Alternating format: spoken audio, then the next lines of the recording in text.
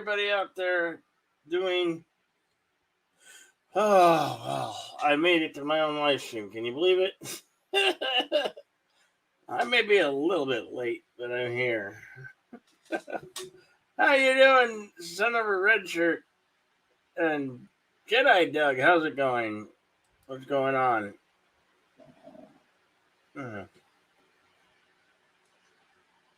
Oh, whatever. No, I'm not saying whatever to you. I don't know what you're talking about. CIA, what? What's up, Tim? Tim's talk. What's going on, man? Oh, you know what you guys need out there? You need a link. I don't know. I think I doze off. Waiting for time to happen. That happened. Yeah, it did happen. What's up, Super Blubber Puss? Good to see you. All right, here we go. Oh, there we go. There's the pin. There's the link to the up here in the panel land. I don't even know if I still have. No, home. There we go. Sorry, I'm trying to multitask here. Okay, there we go. Pin message. There we go. That should be pinned at the top now. Hey, Paula. How's it going? Good to see you. So it's what is it? I guess this be the second weekend in October, because it's the month started on a weekend. So yeah. What? Wait. What's going on? What are you saying?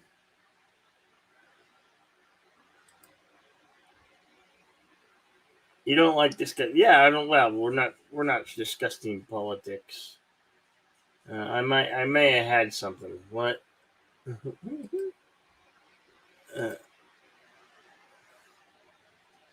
Everybody else in the chat was up.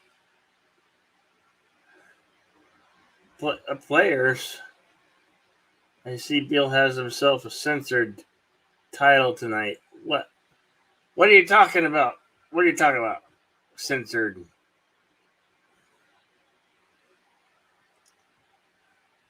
I don't know what you're talking about. What are you talking? What are you talking? This censored title, Jargo stuff.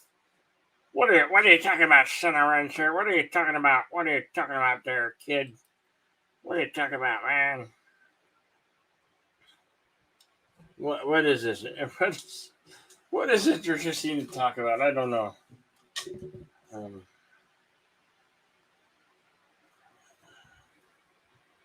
Yeah, there's some movies out. What to do? I mean, it only takes them forever now to get a movie out. Hello, Paula. Hello. How you doing? Doing pretty good. That's good. That's good. I didn't know if you were going to be on. I just happened to be up, and I noticed that Bird of Prey 5 has a sleeping stream, but it's not very active. Yeah. Because he's sleeping. It's a sleeping stream. And that's on the Bird of Prey X channel.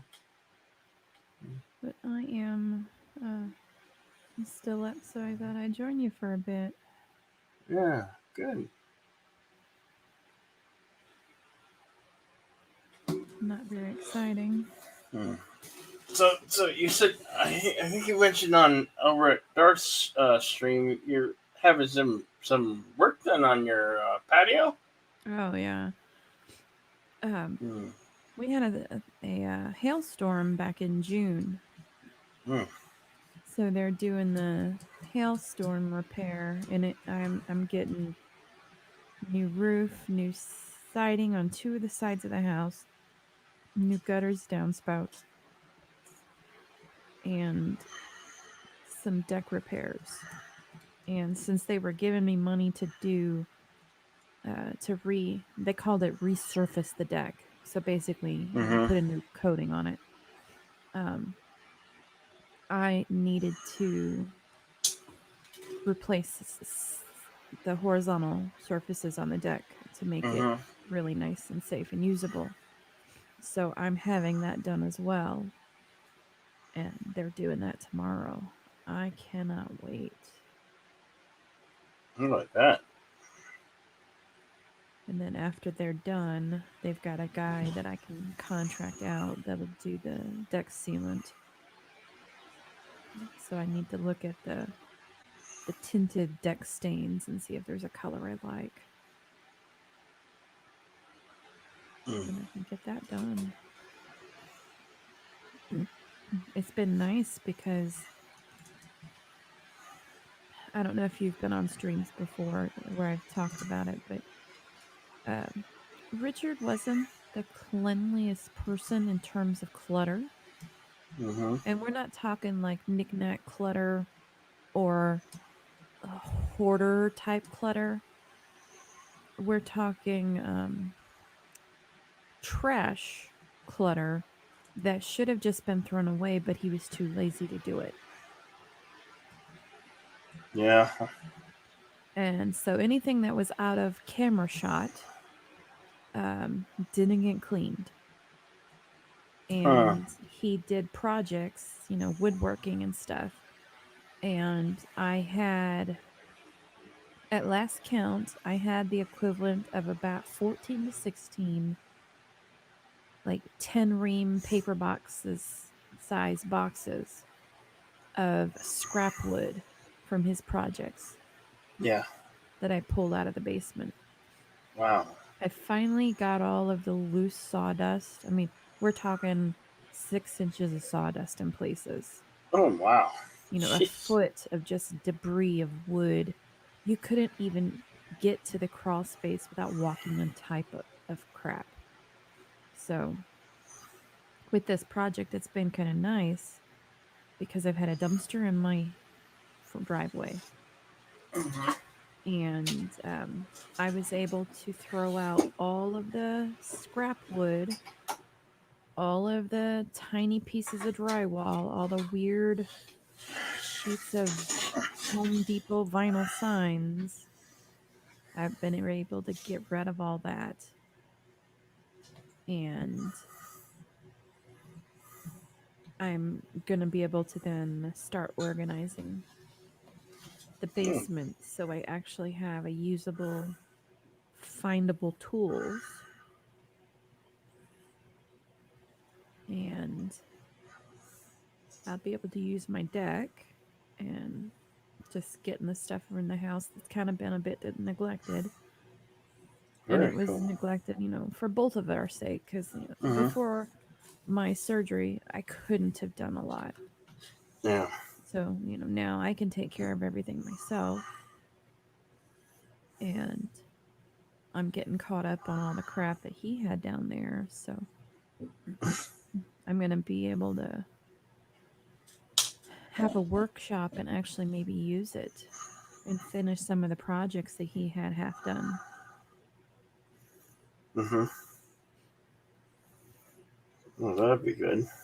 Yeah, but I'm gonna, be able to get the basement put back together so we can use it to watch movies and Mm-hmm. stuff. Because it's kind of like a movie theater because you go down there and you could turn the lights off and it's dark. Yeah. Get all the tools all organized and nice. I'm kind of excited. I mean, the bad thing about it now is since I had my shoulder surgery, Mm-hmm. I'm not supposed to be lifting things. Oh. So it's hard to Yeah. Okay. Because I'm at that point where I feel good, Mhm. and I've been doing physical therapy, and I've gotten most of my range of motion back. So I have to be careful not to do stupid shit. Uh, But it's feeling pretty good, and I'm going to try to spend some time organizing what I can. welcome, son of Redshirt. What's going on? Nope, I've changed my name in honor of you, Jedi Bill. Why? I changed my name to Sweet Jedi B. Okay. Miss Simpson, how are you this evening? Doing all right. Yeah, sir. I was just as I was coming on. I go by Son of a Red Shirt. I changed my name to Sweet Jedi B. I was teasing Bill the other day. We were brainstorming ideas for what's going to take him to 4,449 members, and I said, "You gotta rework the name." And he goes, "No, my name's my brand." And I go, "Brother, and please, anybody in the chat, tell me if I'm wrong here. Do this. The only time I've ever referred to Bill as Jedi Bill 797 is when I'm trying to get his attention in a chat and I put the @ symbol in front of it. I've never heard any of your friends ever once say Jedi Bill 797. No matter how many chat rooms I'm in, I've never seen more than one Jedi Bill. Oh, we got someone What's up, Tim? Tim possibly. Tim possibly has wonderful timing. Jedi Bill, what's my soup? Damn it. I came here for a soup.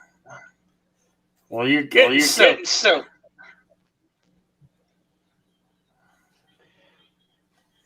No soup for you.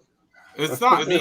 I shut off like someone else does their shit on. They gotta mute their YouTube. If you're on your No, I don't think it's you.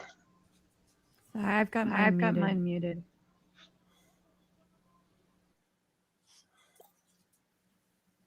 So it's not me. I knew it wasn't me because I already had muted. Okay. Yep. Then works.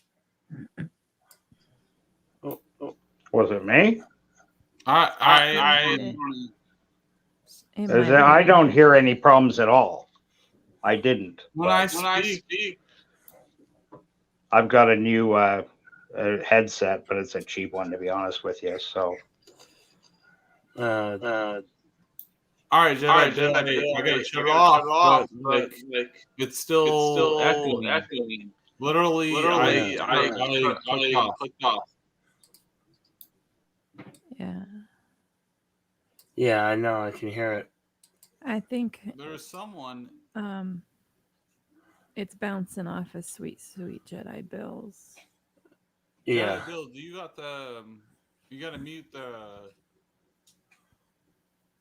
Mute the YouTube. Yep. Yes, it's not coming from me. Look, watch. I can prove it. Jedi Bill, is it echoing now? Do any of you guys still hear the echo? No echo now. No echo, Miss Simpson, Paula? Yeah. Do you hear it? I'm hearing it. Red shirts, not muted. Catching off. Huh. Okay. Well, I'll bail. Nice to have met you. Take care, guys. Have a great discussion. Cheers. Later. Is it echoing now? No, it seems to be an issue. But I'm sorry that we're still having an issue with that, Son of Red Shirt. I don't think it's echoing now, though. It's okay. Paula, is it echoing on your side?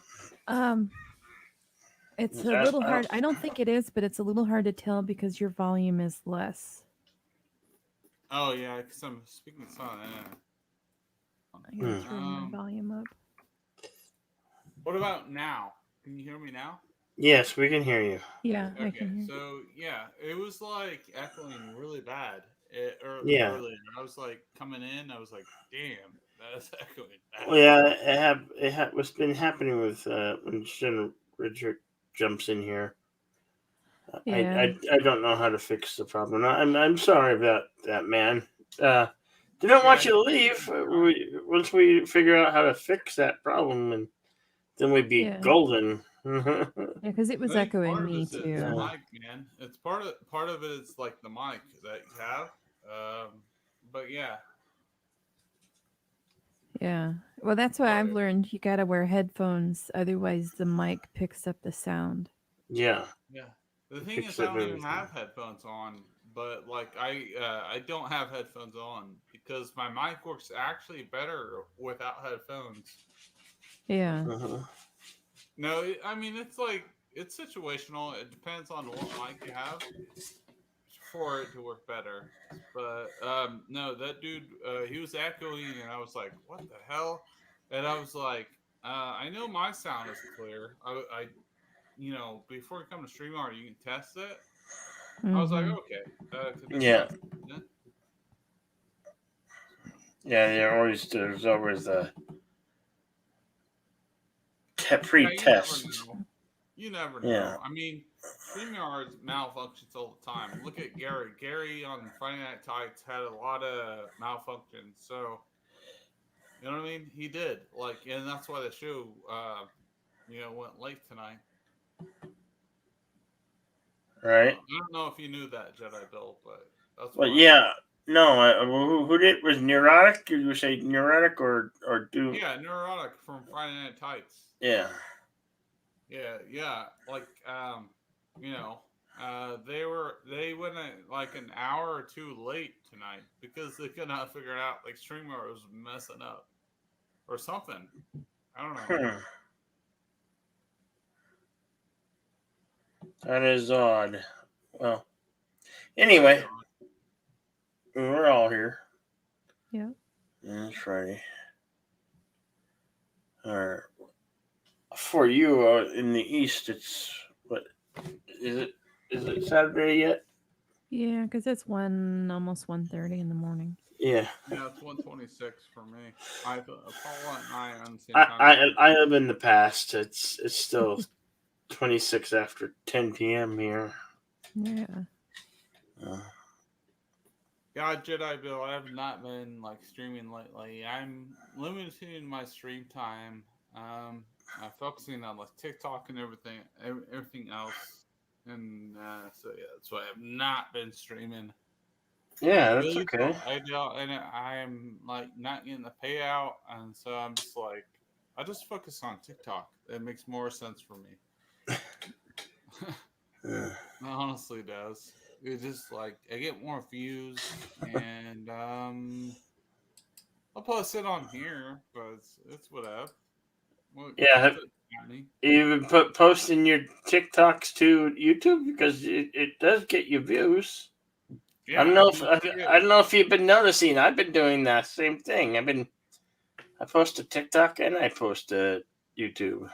YouTube yeah, dude, I Shorts. get like freaking 1K views within 24 hours, and I'm just like, what the hell?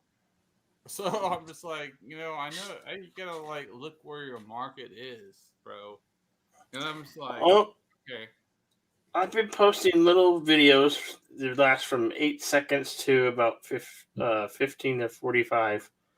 Um, and I put them up in look back, and 3 days later, a couple of them have a couple thousand views, and and dude, yeah, you seen what I'm saying? Like, dude, it's the new thing, and yeah, I mean, it's helped me grow.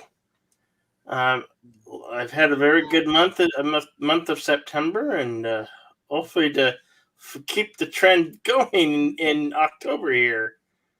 So Well, that's cool. yeah, yeah, Paula, I think you would do awesome probably on there. I haven't seen your like besides your avatar, I don't know. I realized you probably look cool with purple hair. Or whatever. That's a saber. She's holding a lightsaber. That's a new Yitza. That's a new Yitza. That's a new Yitza. He gave it to me last weekend. Hello, Eagle Rider. Oh, Eagle Rider, what's up? You're not sleeping. Yeah, that wasn't gonna happen. This is me. You see, I'm not either. Yeah. You see Yoda there, and she's holding a purple lightsaber. And he put a Locutus button on. And then there's a Star Wars picture in the background. We'll try it again. I know, it's been so long since we've talked, right, Paula? Yeah. Yeah. I'm sitting here prepping my little beads. I can do that without using my hand much. I think it might have fixed the problem, son of red shirt. Okay. Switch devices. Oh, well, it helped, whatever you did. Yeah, right. here it goes. Welcome back. Gracias, thank you. Feeling very welcome to be here. I'm not feeling nearly as good as Eagle Rider's screen images. What is she doing? Acid? That's what sort of thing I see on hallucinogenic mushrooms. Or am I? I have no idea what you're seeing. I'm seeing a very distorted picture of you. Am I the only one seeing this? No. No, it's not distorted at all. Oh, really? It must be on your side then. Yeah, I guess. Maybe it's a bad internet connection. Yeah, I just looked on my phone. Your picture is fine. It's weird. I'm getting this really trippy acid trails coming. Cool. Maybe it's just picking up on your personality. I mean... Hello, yes, my magnetic personality. Hello, Low Specs Linux laptop. I'm just prepping my little diamond darts right now, so... Eagle Rider, when do you want to do that show? Hail respect. We could probably try to... He's very quiet, but we could probably try to do our interview sometime next week. My shoulder's kind of fucky right now, but... Everybody has shoulder issues. Let me ask you, were you guys vaccinated? Because I got the vaccine, and my God, my shoulder hurts. I can't be. No way, Jon Snow. I had surgery on mine, so I have a reason for it to hurt. I ain't getting that. I am freaking in my prime of my life. Why do I need to get it? Like, I am pinnacle of shape. Oh, you do it? Yeah. That'll keep you from getting cancer or measles or even the common cold. No, I'm like, why the fuck do I need to get the vaccine when I'm in the prime of my life? Honestly. Do you travel? I do travel. I travel for a week. Yeah. Do you have Well, if you're going outside the States, it looks like it's going to get harder and harder. Yeah, countries all over falling in line with this mass vaccine program and insisting that people have updated vax passports and booster shots and yada, yada, yada, yada. Yeah, in other words, fuck ADA, fuck the disabled. I'm going to bring up the most factual thing. A part of it, there's no long-term information to make us feel comfortable about it. Like, the government knows what it knows now, but what happens later is the big question. But you're going to blindly take a shot because the government would say so. Dude, shut the fuck. And you'd be a fucking idiot to do so. No argument. What happened to your biological structure of your body 6 months down the line, bro? Like, what the fuckity fuck? Like, how ridiculous. Tim, don't try to swear as fucking much as I do. What the fuck? Yeah. So, just to clarify, though, Tim, you're... No, buddy, I love you. But, like, look, I'm bringing up real things here, right? There is not enough data to tell us, like, how this vaccine will affect us 6 months later. There's like, just take this vaccine and everything's going to be all right. But we got to get 2 pokes in our arm to make everything okay. Isn't that problematic? It's not.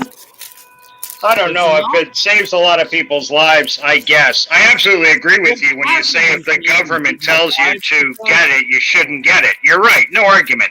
I do listen to the literally dozens and dozens and dozens of well-respected doctors holding very prestigious posts in hospitals around the world.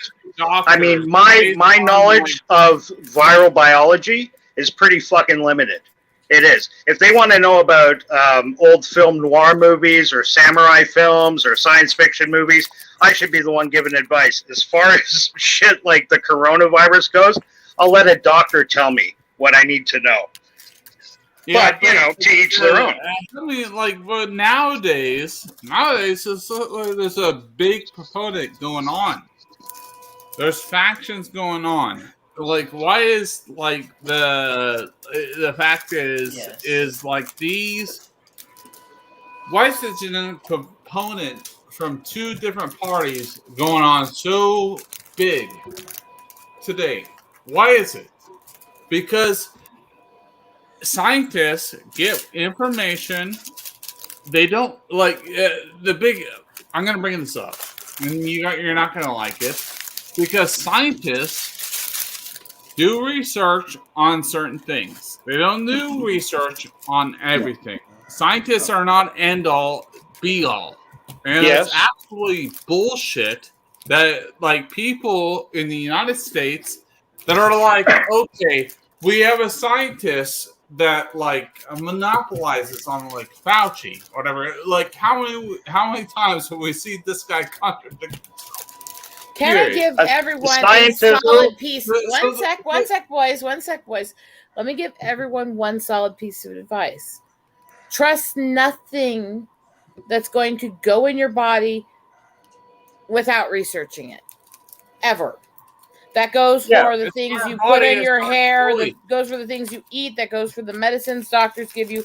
Always do your research, because the amount of crap out there and the amount of things that will be blindly followed and supported by people is insane. Absolutely. No doubt. Richard, I respect what you said wholeheartedly, but the thing is, man, it just at this point, they're trying to tell us what to do. We were all caged in for 2 years. We're sick and tired of this bullshit. Sick and tired of this bullshit, because we always find a way. But the thing is, we're supposed to. Now for something completely different. We got 3 Star Wars fans on the panel. No, Jedi Bill, look, man, we're supposed to. 3 Star Wars fans? No, Sorry, Bill. Look, if and Tim, you know what? I'll concede. You win the argument. If it's bothering Bill, that's fine. I've got no dog in this race. I don't, other than just I wanted you to elaborate on a couple of things. Let's talk about movies. Anybody seen any good movies lately? One of the guys in the chat was talking about Venom, and that I haven't seen. The Venom Carnage movie, rather. The Venom Part 2. Yeah, I like that movie, man. I actually like that movie. I think the problem is, man, we look at things a hypercritical way now because of what happened to Gina Carano. But I thought the film was actually decent. It was a hot mess for sure. The first film was hot mess, right? But it was still fun, man. It was still fun. And it was great to go back into the cinema and be like, man, this is a good time. And Venom with Carnage, this is the first time I saw other movie fans geeking out with me back behind stage. And we were like, what the fuck? You know what I mean? We're all talking about it. It was very new. It seemed new, but it shouldn't have been new. No spoilers, because not everybody's seen it. Yeah, that's right. I lost my shit on another site earlier today because a guy gave away the end of the new James Bond movie. Slow Red Take too, dude. People this was the when I saw Venom 2. This was the first time I saw people. I'm not spoiling anything, Jedi Bill. I'm not spoiling anything. Okay. I'm just saying this was the first time I saw real human beings talking about how much they enjoyed going back to the movies and how much they were talking about the film. Dude, there were just like, people were excited to go, like, you know, people were excited about this hanging out, talking about movies. Dude, I had not seen this for 3 years. Well, can I ask you and the ladies, specifically the ladies in the chat, because I think I know Jedi Bill's answer already. Girls, are either of you A, comic book movie fans, and B, specifically fans of Spider-Man and his world in general? Eagle And the Rider. chat. Yes, but I've lost all interest in modern stuff over the last few years. Okay, so you I'm don't a really big care about I'm a Venom. big comic nerd, but it's not that I don't care. I'm so disappointed so often. I've kind of given up hope of watching new stuff because it's so much of a physical and mental exhibition for me to be able to make that excursion to go see new stuff that it's got to feel like it's going to automatically be a success. You feel that it's automatically going to be a success, did you it's say? got to feel like that for me to actually take the effort to try to go see it because Okay. with being So you like that stuff, immunocompromised- but you don't care enough about it to patronize it on a regular basis. No. It's being immune compromised, stuff like that. Going to theaters and stuff like that is excursions. I have to do things medically before and after. I have to watch who I'm around, how I'm around them, everything like that. I have to research everything before I go see it, so nothing in it's going to try to cause me seizures. And when you start adding all this stuff together, yeah, I don't go to theaters often because it's just a lot of physical and mental and financial stress. Yeah. Hey, JJ. Right. What's up, Everybody Big salute Ford? JJ. Hanzo, Low Spec, Lennox, Captain Spot, what's up, bro? So Oh. it's not a question of which things I love how much. It's just a question of how I go see them. And usually I just watch things at home when I get Sorry, the chance. Jedi Bill. Hello, Big Preferred Entertainment. What's up, Lonzo? Anzo's following me. That's what he's doing. He's What's following up, you. JJ? How's it going, Hello, bro? troublemaker. Hey, what's up? Oh, no, I can't. Good say evening, it. There's a JJ. way- Hey, Jedi, what's up? What's up, JJ, Red what's Shirt? up, man? How's it Peace. going, Tim? Hello, Rosetta. I can't say what I want to say because there's a lady present. Oh, What, thank Bill? you. You're such a sweetheart, JJ. I'm not talking about you. I know you're not talking about me. That's why that was sarcastic. Are you deaf? No, partially blind, but Come on, not it's not deaf yet. Jeff. What's that? No, look. No, Are you- me and are you- JJ are you- teasing each other goes back a long time. Or- No, Tim. I joke around, but like, Or- look, I mean, good, JD. Or are you just calling me an old man? No, I just. Well, you are old, but hey. I was trying to like, it's your turn. I got you, Tim. No, Oh. I got you, Tim. It's just I'm here for one reason and one reason alone. And no, Bill, this is not the actual truth. It's just whenever Rosetta's around, I gotta say this. I am here to give you shit. Yeah. Not to But chew anyway. bubble gum and Good enough kick ass. reason. How you doing, Bill? Good. How you doing? And Paula, it's a pleasure. I don't know if we've ever had the opportunity to meet like this, but it's a pleasure to meet you. Nice to meet you too. JJ did used to hang out in the short attention span theater from time to time, a couple nights where we had blasts. No, Yeah. JJ is an awesome dude. Yeah. JJ, I Well, gotta say, I don't know if you were aware of this, but I happened to stop by your stream. Was it last night or the night before? You were talking about The Last Starfighter. Oh, you mean trying to talk about it? Yeah. Trying to talk about it. What happened? What happened? Well, Nice, Hey, bro, nice. JJ had a really fun, entertaining, charming stream. I will say that, no disrespect, JJ, it did kind of get off course a few times, but all in good fun. Everybody enjoyed Yeah, themselves, yeah. I think, and Yeah. had a great time. And it was a solid, fun movie to pick. The Last Starfighter. There's one of those movies that, truthfully, I don't think I've ever met anybody that says, "Oh, I fucking hate The Last Starfighter. That's a terrible movie." Nobody says that. it's such a sweet, Slasher cute almost movie. did. Well- Slasher almost did because I understand where he was coming from. The graphics in the movie are really outdated because it doesn't stand up to the test of time as far as that goes. It does, JJ, and I don't argue that, brother. But you've seen, you know about movies. Man. I can hear when you in your voice and the way you know talk. That's what I liked most about that movie was the graphics in that movie. Let my Just man like- JJ I mean, speak, just dude. remember- Let It's all good. Hey, Tim, it's all good, bro. It's all good. It's all good. Thank you, though. Appreciate it. Tim, you're so sweet. But no, I I knew did. JJ was about to I break did it a down, man. Or, I did a 2-hour stream. I did a 2-hour stream, and I think we talked 30 minutes about the movie. Yeah, That's what I'm saying. It is. It got out of pocket. And that's something I got to kind of pull back on a little bit.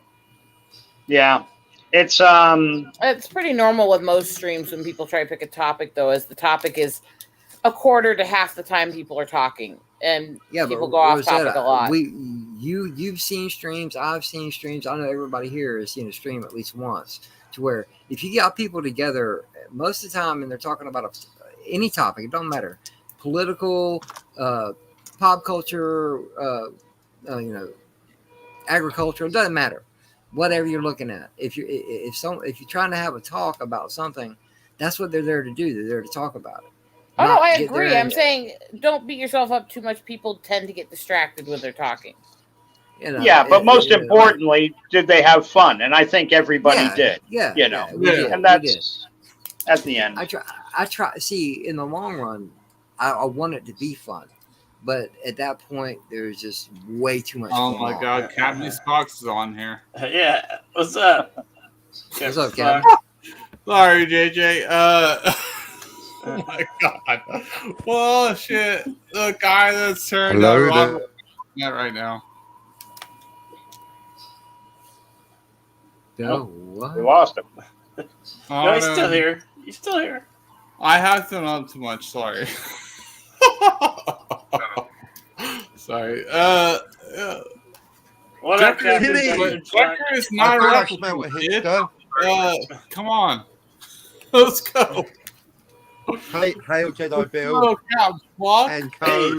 Hail JJ. Hey, Red Shirt. Oh, shit. JJ, I love you, bro.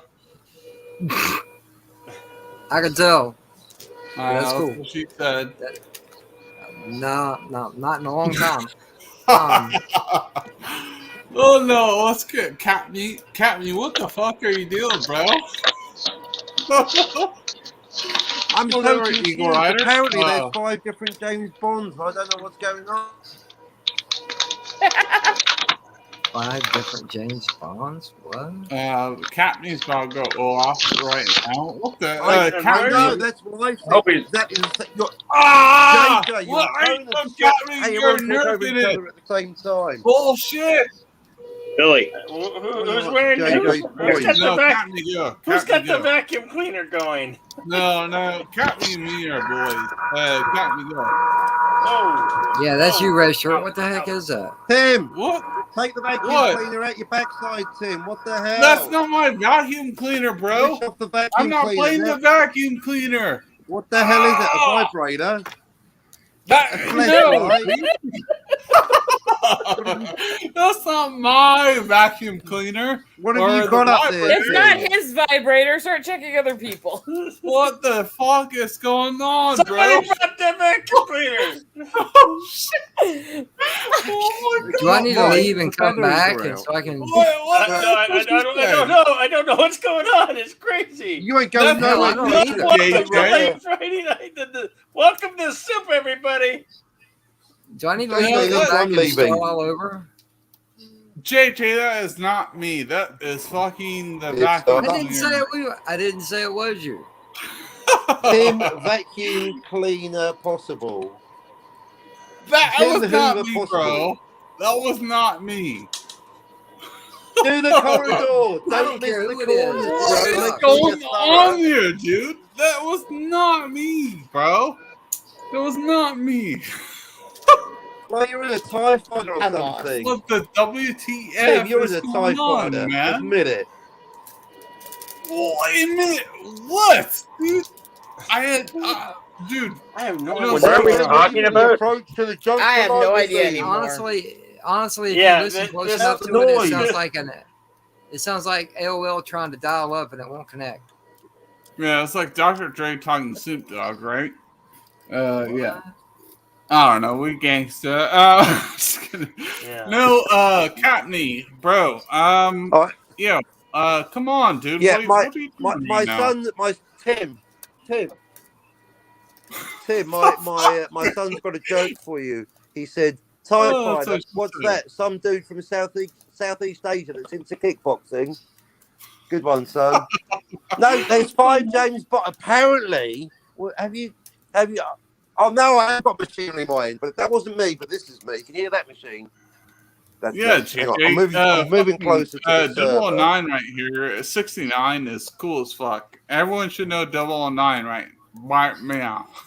No, it's 006. 006.9. JJ. So Oh my close God, to Nick Ryder 007. knows. So close. Oh, fuck. Sorry. Moving on. Have you heard? All right, okay. Have you guys heard? Have I heard of the cat called Boogeyman? James Bond, You. right? You with me so far? Of course you do.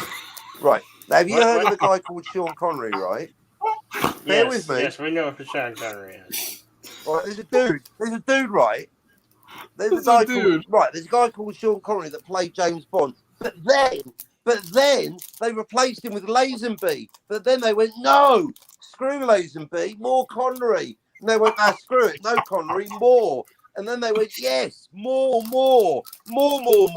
And then they went Dalton. And I'm all confused. I'm like, what, has this spy had a facelift or something? And then I hear, no, it's 5 actors playing the same person. Don't worry about it, Cockney. It's just a movie. I'm like, whatever. And then someone else, another channel, not mentioning any names, PJ maybe, shout out PJ maybe, said it's such an issue for me. In my head canon, it's 5 different people. I'm like, what the fudge? Then I told Cardinal, like, What yeah, the fuck? me too. Cardinal Sin's like, I can't stand 5 actors playing one person. That ruins the internal canonical verisimilitude. As far as I'm concerned, it's 5 different people. Well, I said, why then is Roger Moore leaving flowers on the graveside of someone that was married to George Lazenby? All right, I've now stopped talking. Yeah, what the fuck? JJ, I know, what are your right? thoughts?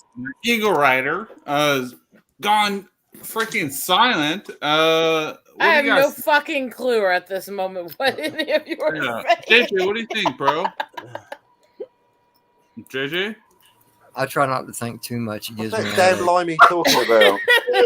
That explains our time streaming together. I mean, shit. JJ is silent. Oh my god. Who invited the frickin' limey? It was Jedi Bill. Jedi Bill was like, oh my god. Besides, Jedi, you better I'm rescue this situation, bro. It's your show now. truthfully, Come on. I'm not a big. Come on, Jedi. I think Bond everybody's fan. on drugs. I'm not really a Bond fan either. Yeah, I'm not a big Bond fan. Yes, I'm higher than a kite right now, but still, I'm not a Bond fan. You know? Well, if I can ask everybody here, we've all seen James Bond throughout the years. Who was the Bond you grew up with, and who was None. your favorite James Bond? Yeah, JJ, well, who's your favorite Bond? Well, I grew up. I grew up. I'm an older gentleman here. I grew up with Roger Moore and Sean Connery. All right. Fair enough. And truthfully, my favorite Bond film is For Your Eyes Only. Oh, that's a great one. Sean Connery. Is that the one with Carolyn Monroe? Don't believe so. Like gorgeous British actress that did like Star Crash with David Hasselhoff, that knockoff Star Wars movie. No, it had JJ, your favorite Close. Bond is the You're OG. thinking of The Spy Who Loved Me. The OG. That was The Freaking Spy Who Sean Loved Me. Connery, right? Well, I like Sean Connery too because you see, For Your Eyes Only is my favorite Moore film. Yeah. Never Say What- Never Again what's is, up, Snow Dub is Live? my favorite Connery film. You're Oh. kidding me. Never Say Never Again? Well, Really? that doesn't- Yeah. No, That's not Sean even- Connery, dude, is fucking That the doesn't best count. That's James not part of the Bond official ever. Bond canon. I don't give a damn if it's got the broccoli name on it. It was James Bond. Yeah, tell him, JJ. Well, Never Say Never Again was the one where he came out of retirement, though, right? No, freaking Sean Kinda, Connery's the sorta. best. Good. No, kind of, sort of. I'm just playing devil's advocate. retirement. When I mentioned Never Say Never Um, Again, I got told immediately on Twitter. I love that the it's video not game that canon, was in that doesn't movie. count, Okay. I love the motorcycle and that was in that movie. There was a lot of cool stuff in that movie, especially what's her name? Tia. Is it Tia Carrera? Was that Was that her? Yeah. No, someone else. It was not Tia Carrera, I don't think. But Oh, Tia I think I Leone. know who you're talking about. She's the Tia Leone. she's got a very Latin look to her. She's gorgeous. yes, Dark hair. yes. Not Ornella Muti. Tia Is it Leone. Ornella Muti? I don't know. I gotta Ornella look it up. Muti. Give me a second. I think she's an Italian actress originally, but she grew up in England or something. I want to comment on the film Stay. I think they're Flash like Gordon. they should not adapt these films further because, like, look, there's a obviously market of people that love these films. Pierce Brosnan was the essentially James Bond that I grew up with, and Daniel Craig. I don't think Daniel Craig was the best James Bond character. Ana de Armas was sexy as hell. Like, how can you deny that freaking fineness? I mean, she was sexy, beautiful, and she's a good actor. She has, like, she's not just a beautiful face, like what they used to I didn't hear the name who you said. Who are you talking about? Ana de Armas. Ana de Armas is sexy. Ana de Armas. And which one is she from? Desi Which Arnaz. one? The new one. Oh, The okay. new I one. haven't But seen it. what my point is the fact that these girls are not just pretty faces anymore. They can act, especially her, because she has been in shit. I mean, not in shit, but She been in shit? Yeah, I don't know. Smelly girl. That'd be a smelly girl. No. I get you're all hot for the Bond girl of the week. Don't get me wrong, and I'm not trying to badmouth her, but you're telling me chicks like Diana Rigg or Anna Blackman or Halle Berry, Kim Basinger, Halle Berry's a bad argument because she has been in good films, but like Caroline Munro. Point is, there's a shitload of Bond girls in quotation marks that were actually solid actresses. They were gorgeous, sure. That's what got them the role. That, and I'm not even a Bond fan. I never watched the Bond James movies. Bond aesthetic, dude. Like, look, man, like the part of it, like with James Bond, right? It should be the girls, like, because don't fucking lie. I forget my language. Every guy wants to be James Bond, no matter what your color is. You want it. That is like everyone wants to be Michael Jordan. Everyone wants to be LeBron James. People don't know. Kind of, not necessarily because LeBron James speaks up, but like there's a little bit of code. I think like, people have everyone wants to started be forgetting LeBron about James. Michael Jordan. Everyone wants to be James Bond. Everyone wants to be Michael Jordan, and we all freaking know it. So, because he's the ultimate ladies' man, but he's also smart. He also dresses well, and he also drives like a dope ass Porsche that's like the To put into short, everybody wants. Did to you be a just little say bit of James everybody. Bond drives a dope ass Porsche? Yes, dude. Every Does he? fucking Is movie in this car new being a movie? Is his dude, car a Porsche? You're missing the point. Like every freaking movie, it's a car salesman. Like every movie is a car selling point. Selling point. Like when James Bond 007 stands in a point in a movie, drives a dope ass car. It's a fucking commercial. Tim, is it not? If I may, not Tim, if I may, Tim, sweetie, let JJ ask something. If I may go ahead. Go ahead. Tim. Interrupt. But Timmy. Timmy, yeah. James Bond, every time he drives a car, is not a selling point. And you're going to tell me, you're like, Timmy, oh, you're wrong. That's Right, true. Tim, but I'm polite. if I may No, interrupt for a Tim, second. you're right. But I'm going to go and get a kebab. Otherwise, my son's going to beat me up. Yeah. JJ, I'm Okay. sorry. I just got to say, Jedi, you host the best party. Hello, Now fight. I've caused all this Okay. fuss. I've got to go and get a kebab. Okay. If you guys will have me, Okay, I'll what are be you back. trying to but I say? must feed my Jesus. teenage All right, son. JJ. Tim. Kebabs! Let the Boy needs Jesus, kebabs. I'm listening. I All love right, you. all right. I'll be listening. I'll be Shut in the up, chat. bro. I'll be back soon. Jedi, you host the best parties. Shut up! I'm going. But I might be. Notice when I leave, there's still going to be an annoying vacuum noise, thus proving it's not me. I think it's Tim, but it's maybe it's We lost him. Okay. That is one angry Englishman. The woman I was thinking of, guys, was Barbara Carrera. Barbara. Oh yes, Barbara Carrera. Yes, she was beautiful, absolutely lovely. You're right, No, Barbara Carrera. Yeah, she was. I Wasn't that Never Say Never the one with Kim Basinger and Barbara Carrera? Yes, exactly. And who was the bad guy? He made a good Blofeld too. He was a European actor from the 70s. Let me I see was if gonna can say come- I give credit to that statement about the Bond girls because I never was into Bond. The closest you're gonna get with me is I like the spoofs of him that like Get Smart and stuff like that. I was never into the serious spy movies because I thought they were just a little cheesy to my taste. So it might as well be comedy. That said, Bond girls were never just beauties. They were considered to be the best, the most beautiful and stuff, but they were some of the classiest actresses. They were some of the smartest women. They were some of the most demure and sophisticated women beyond just their beauty. To be a Bond girl, there was a time where, like, I know it sounds a little sexist now, but like chicks looked up to that sort of thing. It wasn't as much about. It was more about intelligence and sexiness. You could, like, capture James Bond. It was the sexual revolution. You had revolution. to be more than just a pretty face. Yeah, it was the sexual revolution where women knew that sex and beauty was part of our strength and our power with men. And it was considered to be intelligent to be able to understand your beauty and your strengths and yet still be smart, not just beautiful, but use your beauty too.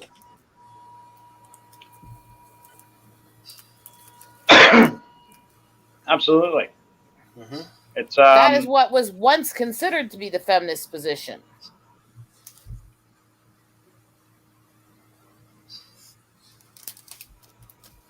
It's funny. I'm sure some of the people in the chat won't remember Gloria Steinem, who I hate that was woman. most famous for being a advocate, kind of a right-wing advocate for women's rights, and she got her start as a Playboy model, and quite famously, like, grew out of that. And she became a pretty good writer. I remember I had to read something she wrote for a class I took, and while I didn't agree with her position, she certainly could write, and I can respect that. Captain Deckard Spock. Not a lot of action happening in the chat tonight. I'm disappointed. If anybody's in the chat listening, who's your favorite James Bond? Midnight Spock tonight. Yeah. Here, let me give you the sarcastic answer to who's your favorite James Bond. Maxwell Smart. No. Well, by that metric, you can pick David Niven. Serious spy movies. I can't get into them. No, and fair enough. They're not for everybody. I guess they're not for Paula either. I haven't heard her chime in about James Bond once tonight. Well, it's kind of hard to get a word in sometimes. Yeah, I get it, sweet. For me, do you have any movies you've seen recently that you'd like to talk about? Anything that's fun you'd like to share? I can answer the James Bond question. And the comment, I think JJ had said that he's older. I'm probably in that older category. But growing up, we didn't go to theaters. And we saw movies first run on TV is my exposure to them. So growing up, my James Bond is Pierce Brosnan. And Oh. I didn't see the older movie. I knew Sean Connery was a Bond, but I didn't Right. see those older ones until I had my surgery in March. And I went back and watched the whole run of them that they had on whatever the streaming service was. And they're campy a little, you know, but I like the Pierce Bronson and the Daniel Craig one's best. Right. And the Pierce Brosnan one, GoldenEye, is probably the most famous one. Did you have one in particular you remember or like about the others? No, it's really because Bill. they run together. I don't know. Nothing. Follow. What are your favorite films? Sorry. She was trying to answer. Yeah, she was. I not one of them stands out. Do you remember the one with that Chinese actress? Oh shit, her name just slipped my mind. But they had that great helicopter stunt where they jumped a helicopter on a motorcycle, 2 people, and landed on a moving train. What was that one? The World Is Not Enough or something? No. I remember seeing that in theaters, and that was one of those stunts where everybody cheered. You know, they all went nuts. Yay! Even though it's all done on wires and stuff like that. But I saw the making of a few years later, and they really did jump that motorcycle onto a moving train. The helicopter was a physical prop, but the blades were computer generated in later. To be honest, that was probably Tom Cruise film because he does his own stunts. That dude did a 20-foot jump and broke his ankle. It was a Tom Cruise film, definitely not this film. Tom Cruise puts everything on his line. You know, that dude's like 50-some years old. I think JJ knows. And that dude puts everything in his heart and to deliver a film. I think that what's lacking on today on society is authenticity. Yeah, but we've all seen that Tom Cruise can be a jerk, a dick. Yeah, but take that aside, he does make entertaining films. I may not like the guy personally, but I can't deny his impact on Western Vanilla culture. Sky. Fucking hell. Well, What about that? Crap. He's a bomber, but look what he did in freaking Jerry Maguire. He gave a great performance. And then also, if you look like that is not going to win me over. I hate that damn movie. Okay, but that's kind of biased because like Mission Impossible 5 and 6, he did an amazing job. He transcended the audience and made it something that it was not going to be. Right? Look, I admit with the Mission Impossible stuff, it goes to the same as the Bond stuff. It's not my style. But most of the things that I've tried to give Cruise a chance with his movies, and it's not that he doesn't do his stunts and stuff, is that most of the movies that he's done that would be in the genres I watch are his worst, most painful roles to watch. But so I can't judge him as a good actor from the ones I've seen. Did you ever see like his early work? Movies like when he was just a young guy getting started. The Outsiders. Has anybody here seen The Outsiders? It was the old S.E. Hinton book. Yeah, Most of us had to read it in high school. I'm saying is, that movie had Tom Cruise, Patrick Swayze, a shitload of actors. Yeah. Is that Steve Thomas Howell? Talking about bro. The Estevez brothers. This a lot of people. This dude went through the hardship of acting and also does his own stunts. He breaks his freaking ankle, continues on like a freaking professional. Doesn't bitch like a normal actor. Oh my god! I fucking broke my ankle, and okay, all right, hold up, Tim. Listen, man. Every actor is the same. Every actress is the same. We watch this stuff for entertainment. It ain't supposed to mean a damn thing.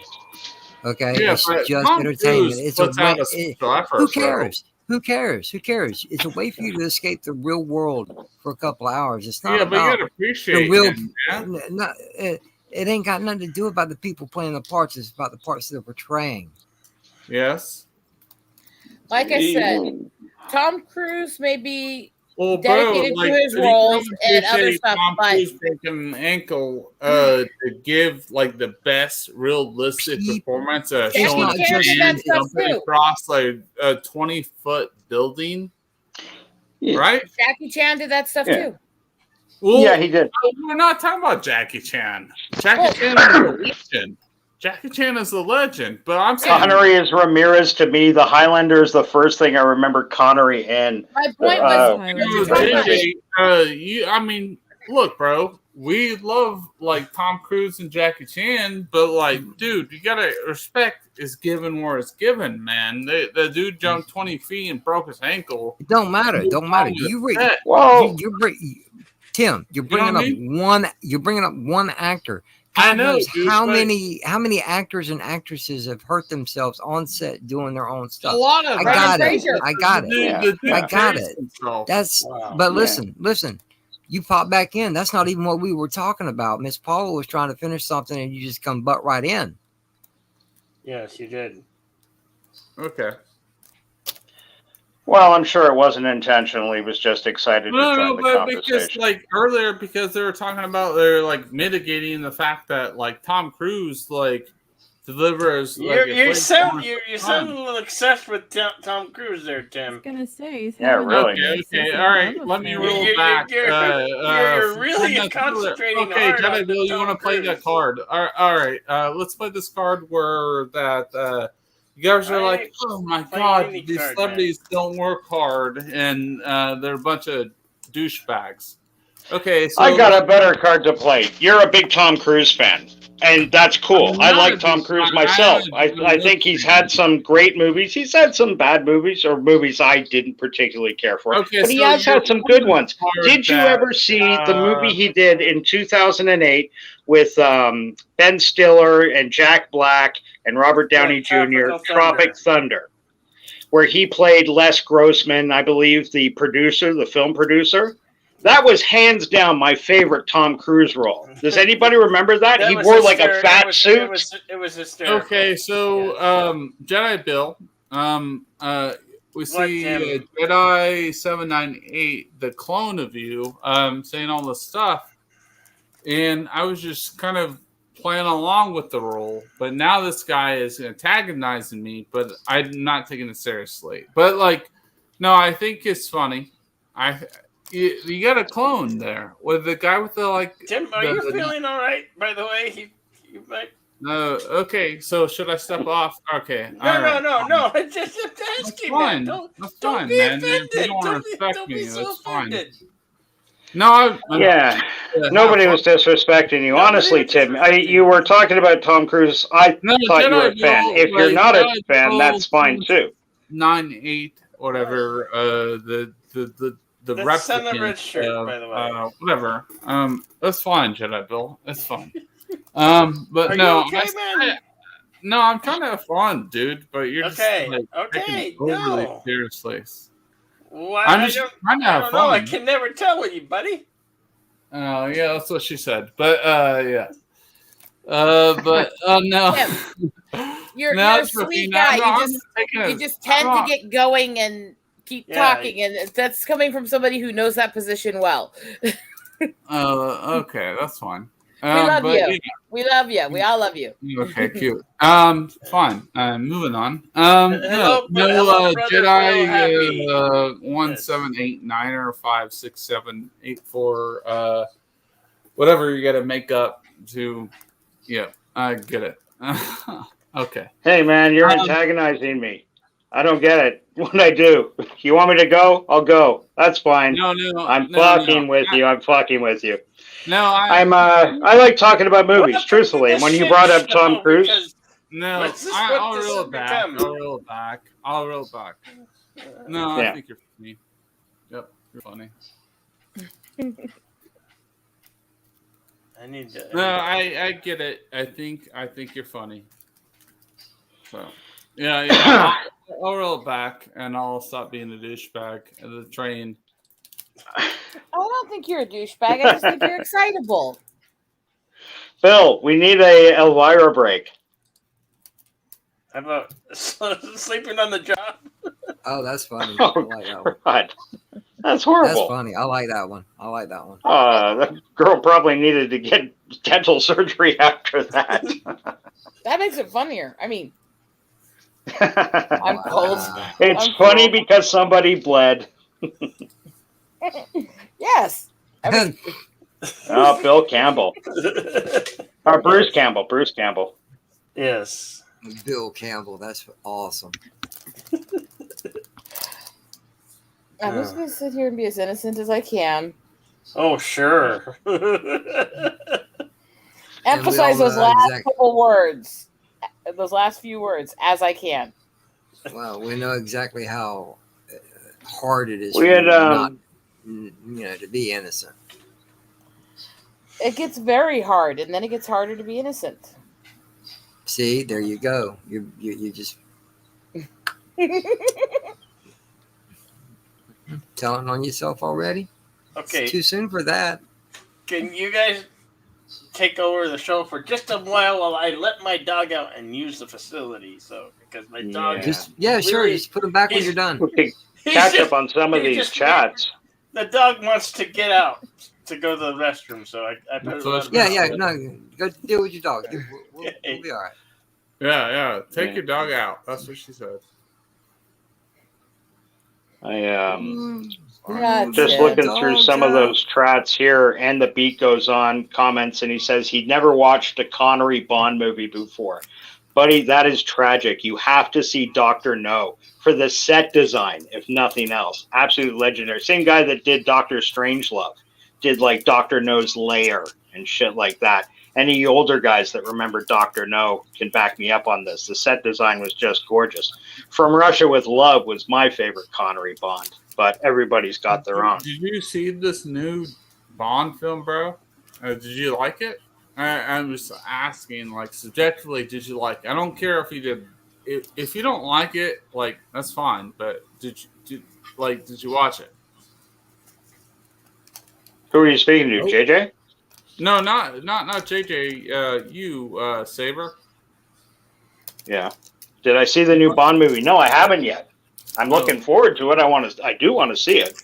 I missed the last two Craig Bond movies in the theaters, just because of shit happened in my life and stuff, and I didn't get to it, and then they were gone. So I do want to definitely go see this because I hear it's his last outing. So I thought he was good.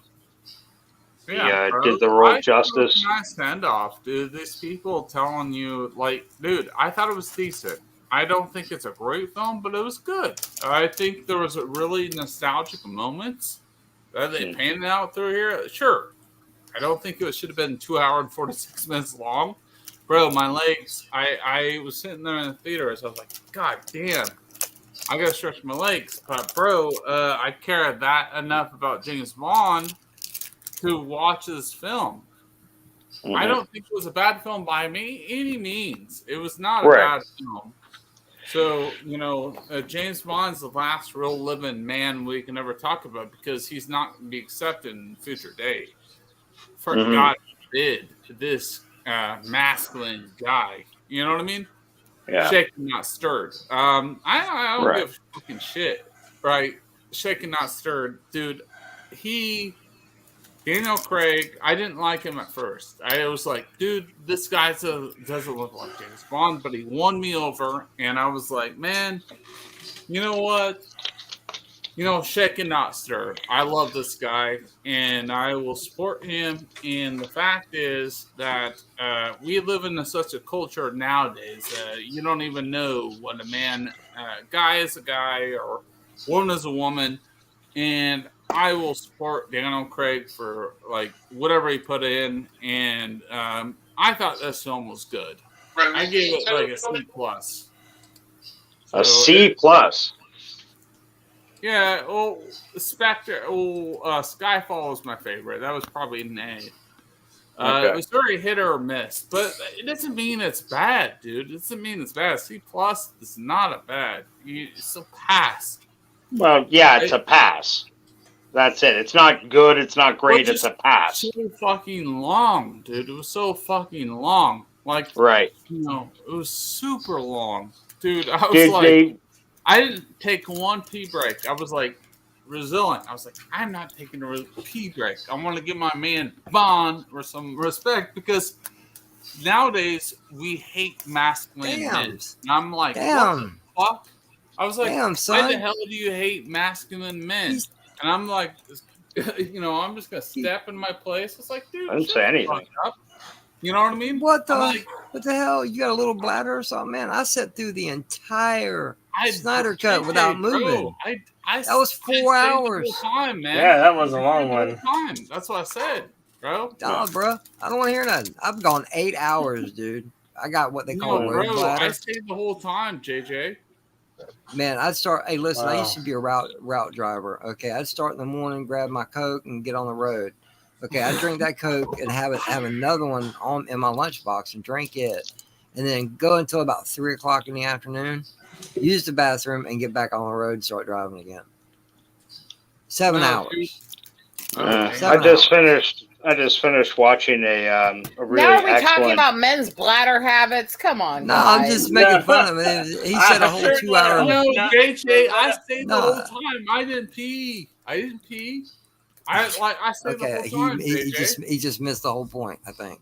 I sat through the entire We've gone from shit to poop or from shit to piss. I went the whole 4 hour Snyder Cut of Justice League without taking a leak. But that was on HBO, bro. It don't matter. I still could have paused it and went to the bathroom, and I didn't.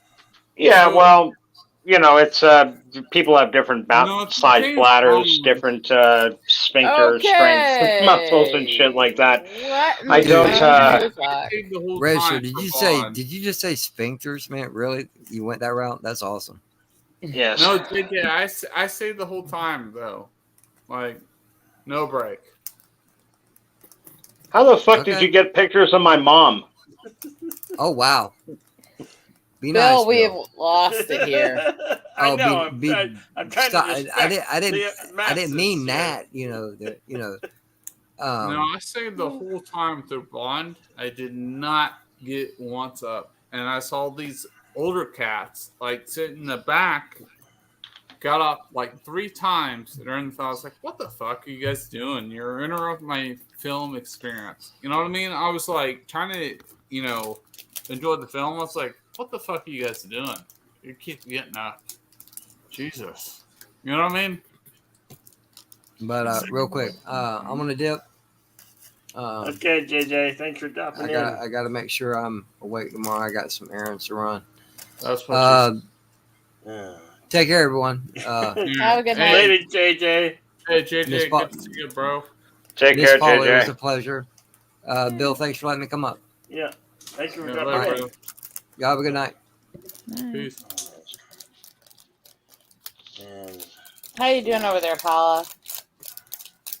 I'm here. Why does Eagle Rider look like she's sniffing coke? Because She's you're out of your working. mind. Whatever, Yeah. Eagle Rider. Whatever. Telling my mom. Well, if Jedi you're gonna Bill. make drug jokes about me, I'm gonna be snapping back. Yes. Whatever, Eagle Rider. I'm telling.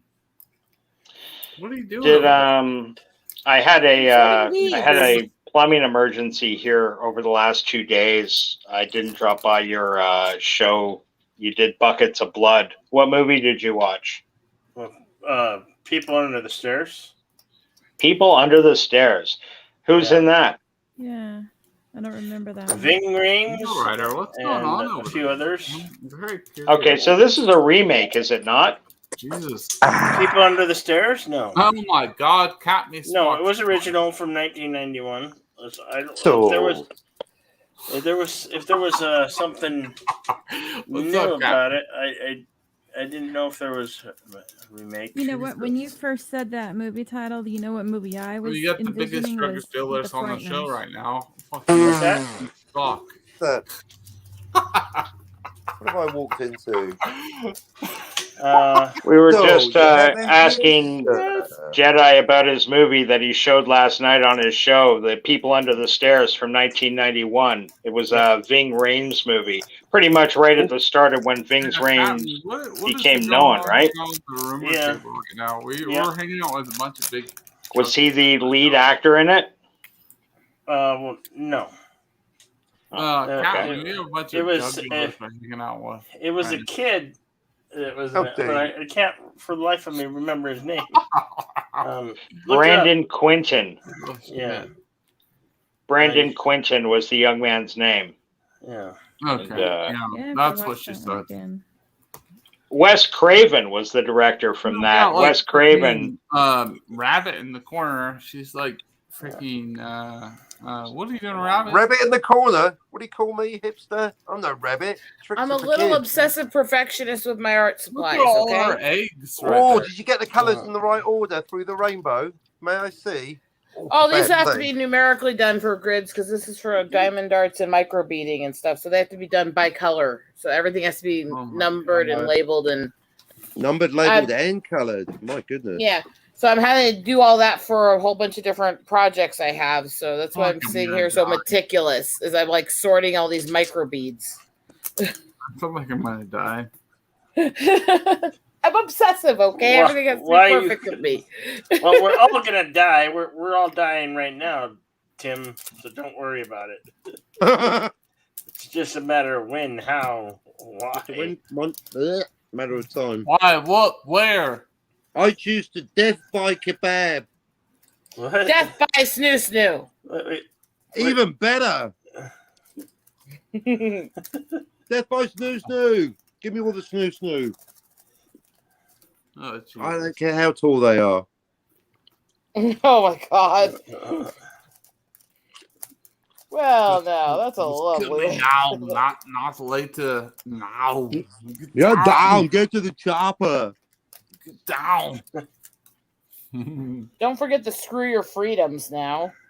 Yeah, that's what I want to say. That's what she said. Blue freedoms. Like I screwed at me. You should wear a mask like I did not wear a thing. Moving on the lips, a laugh on the lips. I don't even know what accent that is.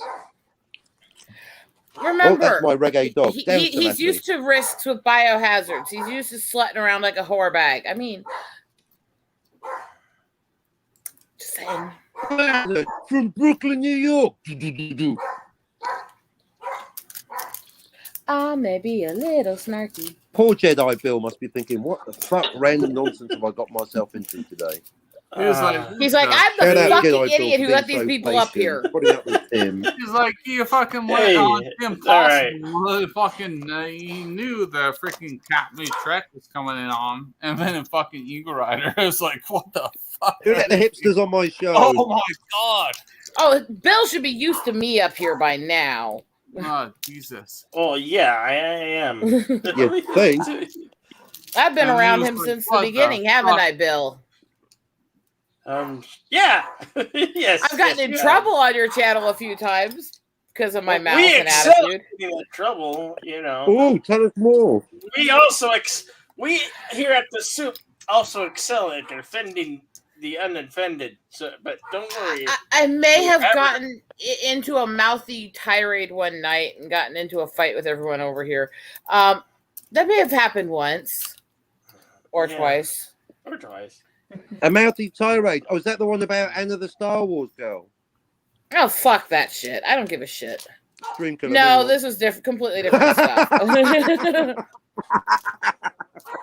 I'm subtle, aren't I? Well, I'm a good Well, girl. let's have a look at your avatar, Polo. That's You what got they all say. you got the purple lightsaber. You got Baby Yoda or Grogu. What's at the background behind your? Let me find the full rectangle and I'll share it. Let me try not to hold the baby Yoda against her. I like that though. But Ugh. it's not a baby. It's technically not a baby Yoda. That's the new one, technically. Yeah, it's the Grogu. I'm more interested in It the is tattoo a- on your left shoulder, Paula. What is it? It looks like a heart. It's the heart with an R Oh, for my late husband. oh, that's sweet. Very lovely. Don't make me get all mushy again. God, we miss that man. Yeah, we do. All right, let's see. I found the full size rectangle. Okay. Share You share your screen if you want to. screen. It was interesting one night for his short attention span theater because we had him there, we had Rambling there, we had my assistant there, so we literally had 3 dicks named Richard on the stream. That's right. I remember that one. And they were making dick jokes at each other, remember? Yeah. Ooh.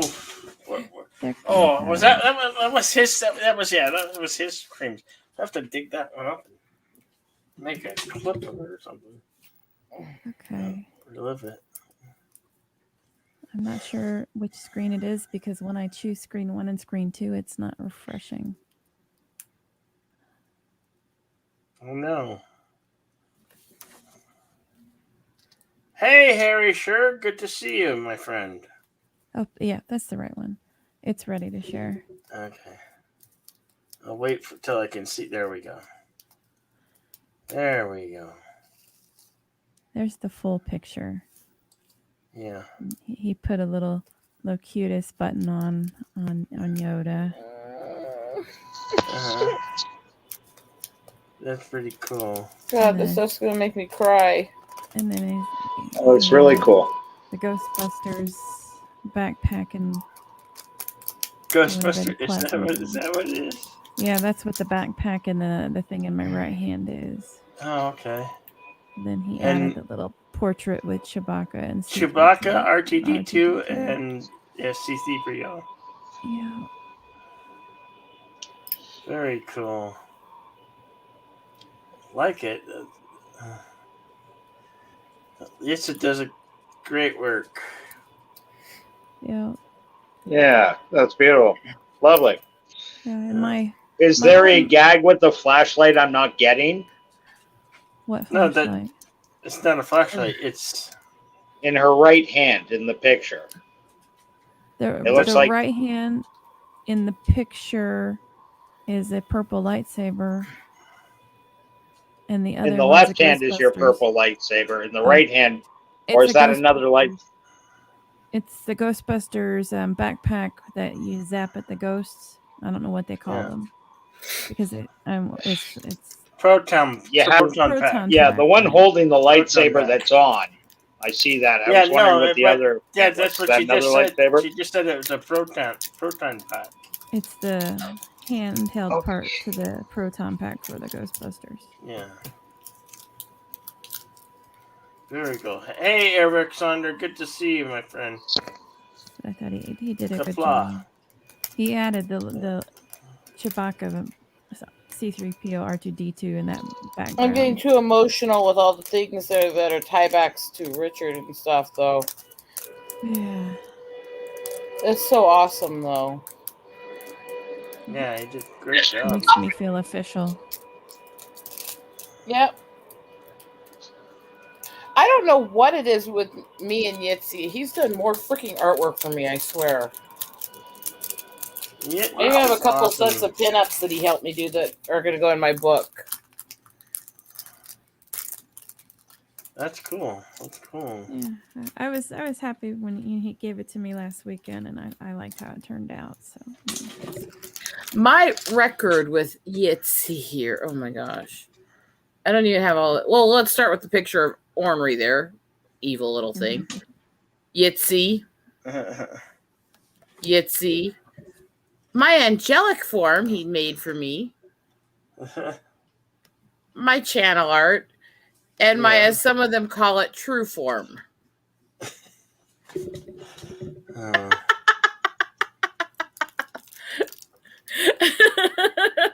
Right.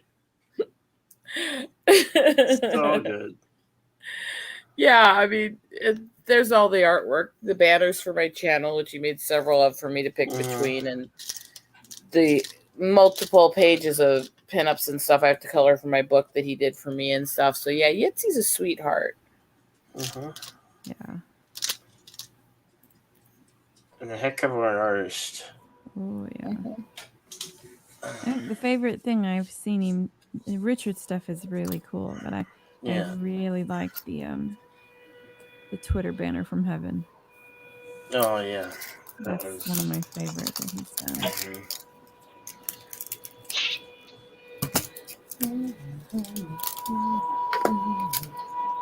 So, Bill, have you thought about Halloween's coming up? I know you're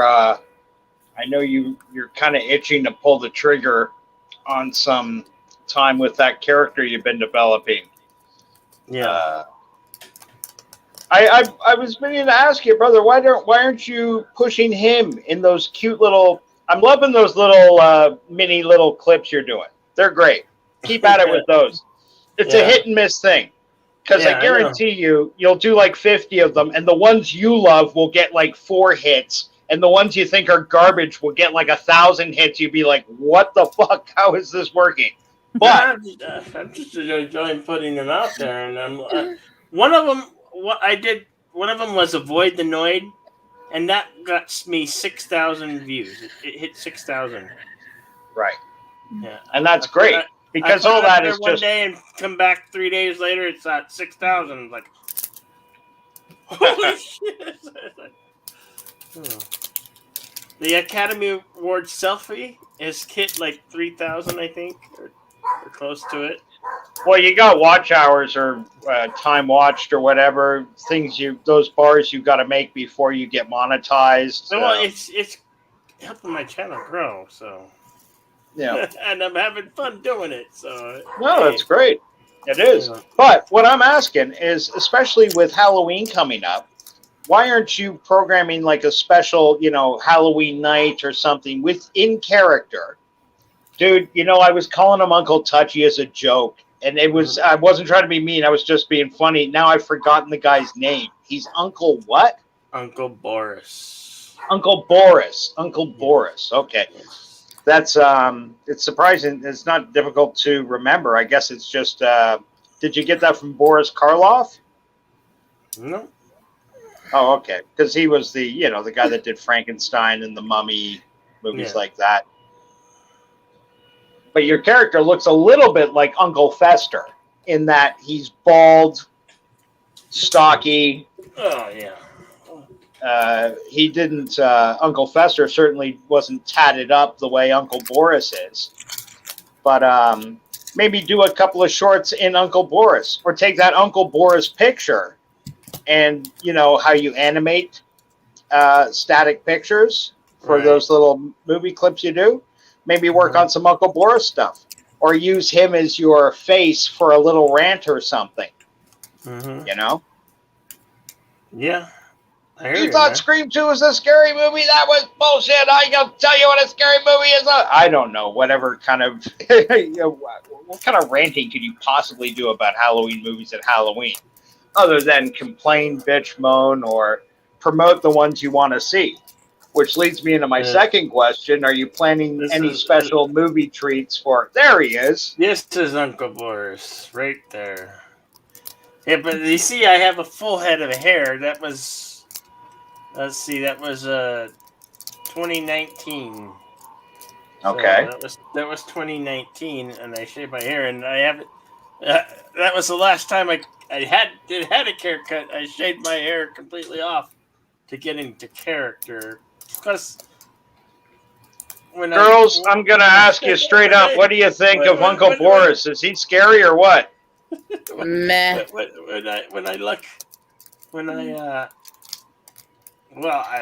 Trust me. I'll be honest. None of this stuff scares me. That's the problem I have with horror movies. Is it so doesn't scare me that I sit there and pick apart the plots and then I get bored. Mm-hmm. So I watch horror movies like I would watch bad Christmas movies, purely to mock.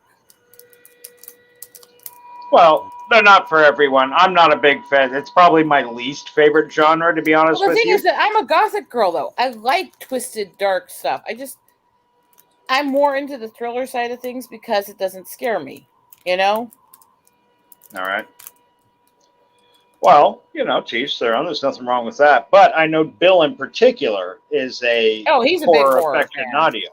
Yeah. He loves this stuff. And those characters and stuff he's working on. Like, I think that picture of Uncle Boris. Why can't you animate the face on that and get him saying some cute stuff? or get him doing what do you call it? Like commercials or previews for your channel. Yeah.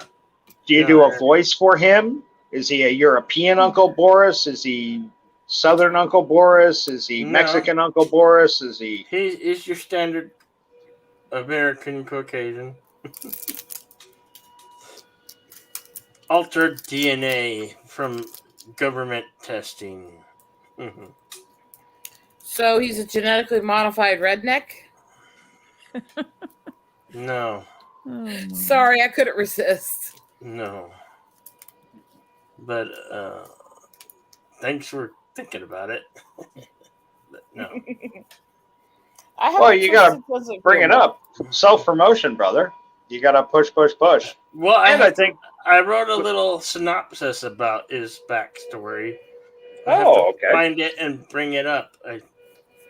But I'm not going to dig that up right now. Right. yeah. But even if you didn't go all in and shave your head, it might be fun to just, do an episode, your Deadite, the image you use. Mm-hmm. Well, maybe, give him a break for one of your Buckets of Blood theater and bring out Uncle Boris.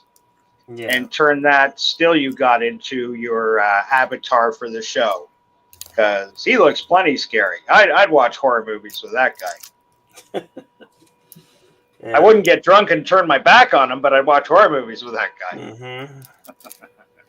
See, and that's the thing is, I love Bill to pieces. I'm not going to show up to Buckets of Blood. It's not my thing. That's it. Anytime I see Soup on, I'll stop in and say hi. Well, the frustrating thing I find with something like Buckets of Blood Theater, and it's not Bill's fault, this is indicative of watching movies on YouTube or doing these watch parties. Mm-hmm. You can't, we can't just all sit at home, watch YouTube and watch the movie. For some goofy reason, it's got to be rerouted. Even, oh, shit, what was I going to tell you, Bill? Sorry, this just popped into my head. There was that guy who I had mentioned to you is a host of his own horror show. You were talking to me about getting a horror show on. And I was saying I've followed this guy for maybe a year now, kind of casually, because I'm not a big horror guy. But his movie's been coming up in my recommends. And he shows a couple of movies, like on his channel. And he's got a little set. He runs the host of it. And I put a bookmarker on the thing, and I'm looking for the bookmarker because I wanted to show it to you. Mm-hmm. Fuck me, this is embarrassing. Well, yeah, the only movies I could play if they're not, they'd have to be public domain or like a fan film, Right. With and I've been to a few few watch parties where they could play the movie because literally the person that was playing it was one of the actors in this little indie movie that they did together. Or the writer of it and stuff, and so they were playing it and having fun with it. Yeah. Those are interesting too. Those get kind of weird for watch parties. Very cool in Denver, hey?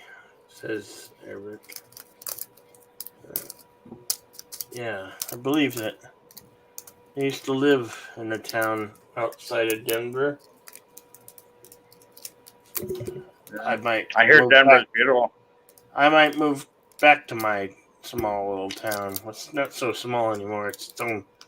In the time that I left, it's become its own little county. Here it is. Bill, take down this name and just look it up on YouTube on a different tab or something. Hang on. I need to grab a writing utensil. Yeah. Write it.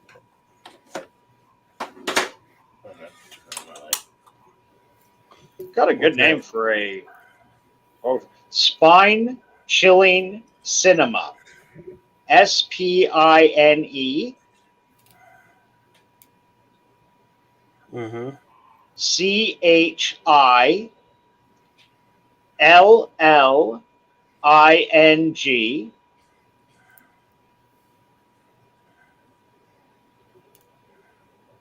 CINEMA. MMA. Yeah. Spine-chilling cinema. He just posted.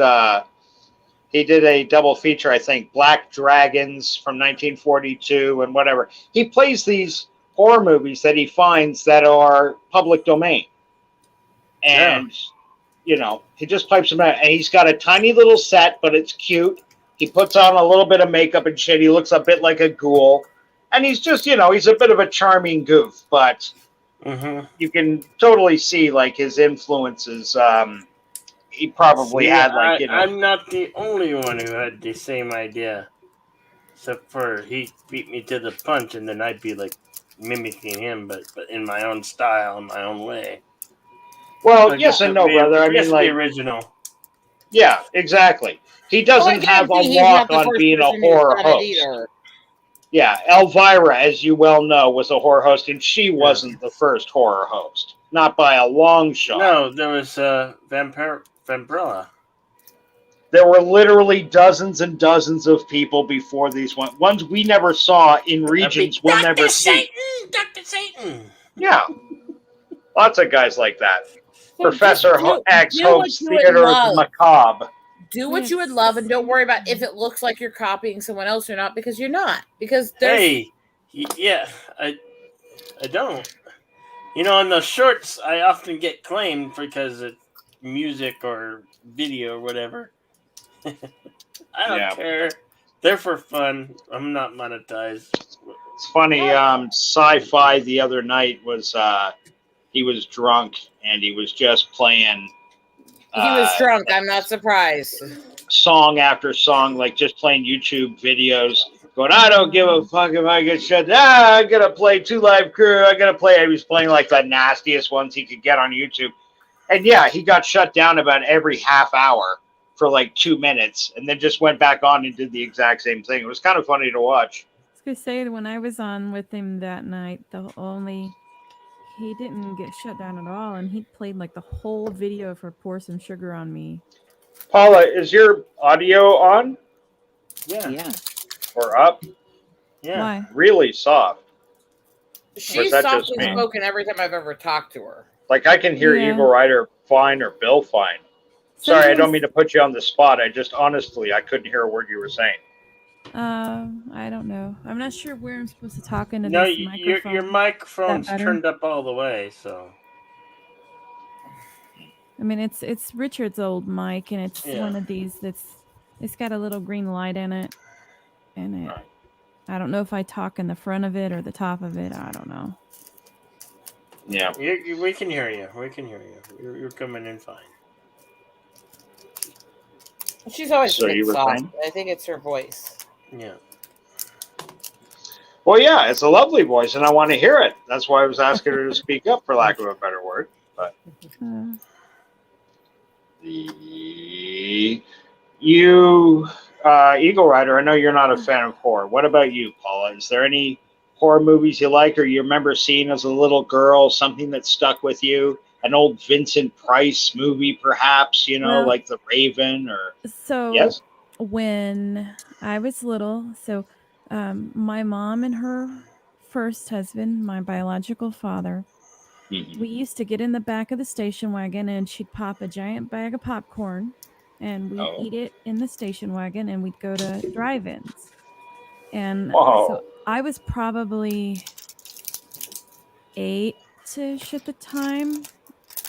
But the movie, I believe it was The Wrath of Khan, was out. Yeah. And the one that they were playing on the screen in the behind was the one with Brooke Shields in the desert island. Blue Lagoon. Blue Lagoon. And me and my brother were watching that one because it was easier to see. We were in the back. And it got to the scene pretty early in the movie where the crab crawls out of the skull that they found on the ground. That freaked us out so bad. And I've never to this day watched the rest of that movie, and from what I'm told, that's the scariest part. Right. So I would just remember that one. That was the first movie that I ever watched that I was really scared. And it's funny because that was kind of that wasn't really a horror movie at all. Right. It's It just was- that one. yeah. You know, as a little kid, and you see a crab come out of someone's skull. You know, Sure. and Sure. then probably the first one that I ever saw that was scary is because the situation was the Pet Cemetery at the movie theater with me and a girlfriend, and we got to go. That's And- Stephen King, am I correct? Yes. Yeah. And so Right. that one was kind of scary. I think I Yeah, was about that 16. scary? That one had Herman Munster in it. Oh, Fred Gwynn. I remember Yeah. that one too, though, because my grandmother watched it with me when I was little, and I laughed at her when she watched it with me. What was Yeah. creepy was that little boy and his little laugh. No, maybe this reveals something about my twisted brain. None of this stuff freaks me out, though. But scary movies? Yeah. We didn't watch tons of them. I mean, we grew up. I love Really, vampire you movies. didn't get freaked out by The Exorcist? We didn't really watch those. My mom No. didn't care for those kind of movies, so we just didn't ever have them rented.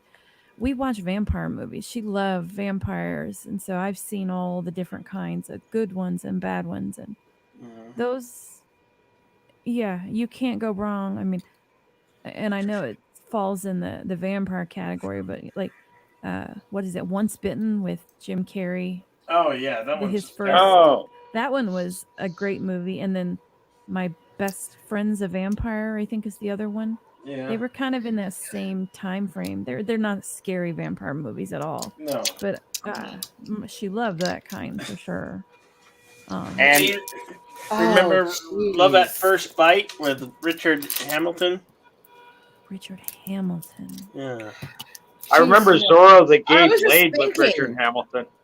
I was just Or no, thinking it's kind of George funny. Hamilton. She's talking about how she didn't really see much of these other than vampire movies, and I'm thinking about with my grandmother. Every time we were at her house, that's all she had on her TV was horror movies. And she didn't care. She didn't care who was in the house with her. She didn't care how many kids were running around. She didn't care how little they were. She was playing horror movies.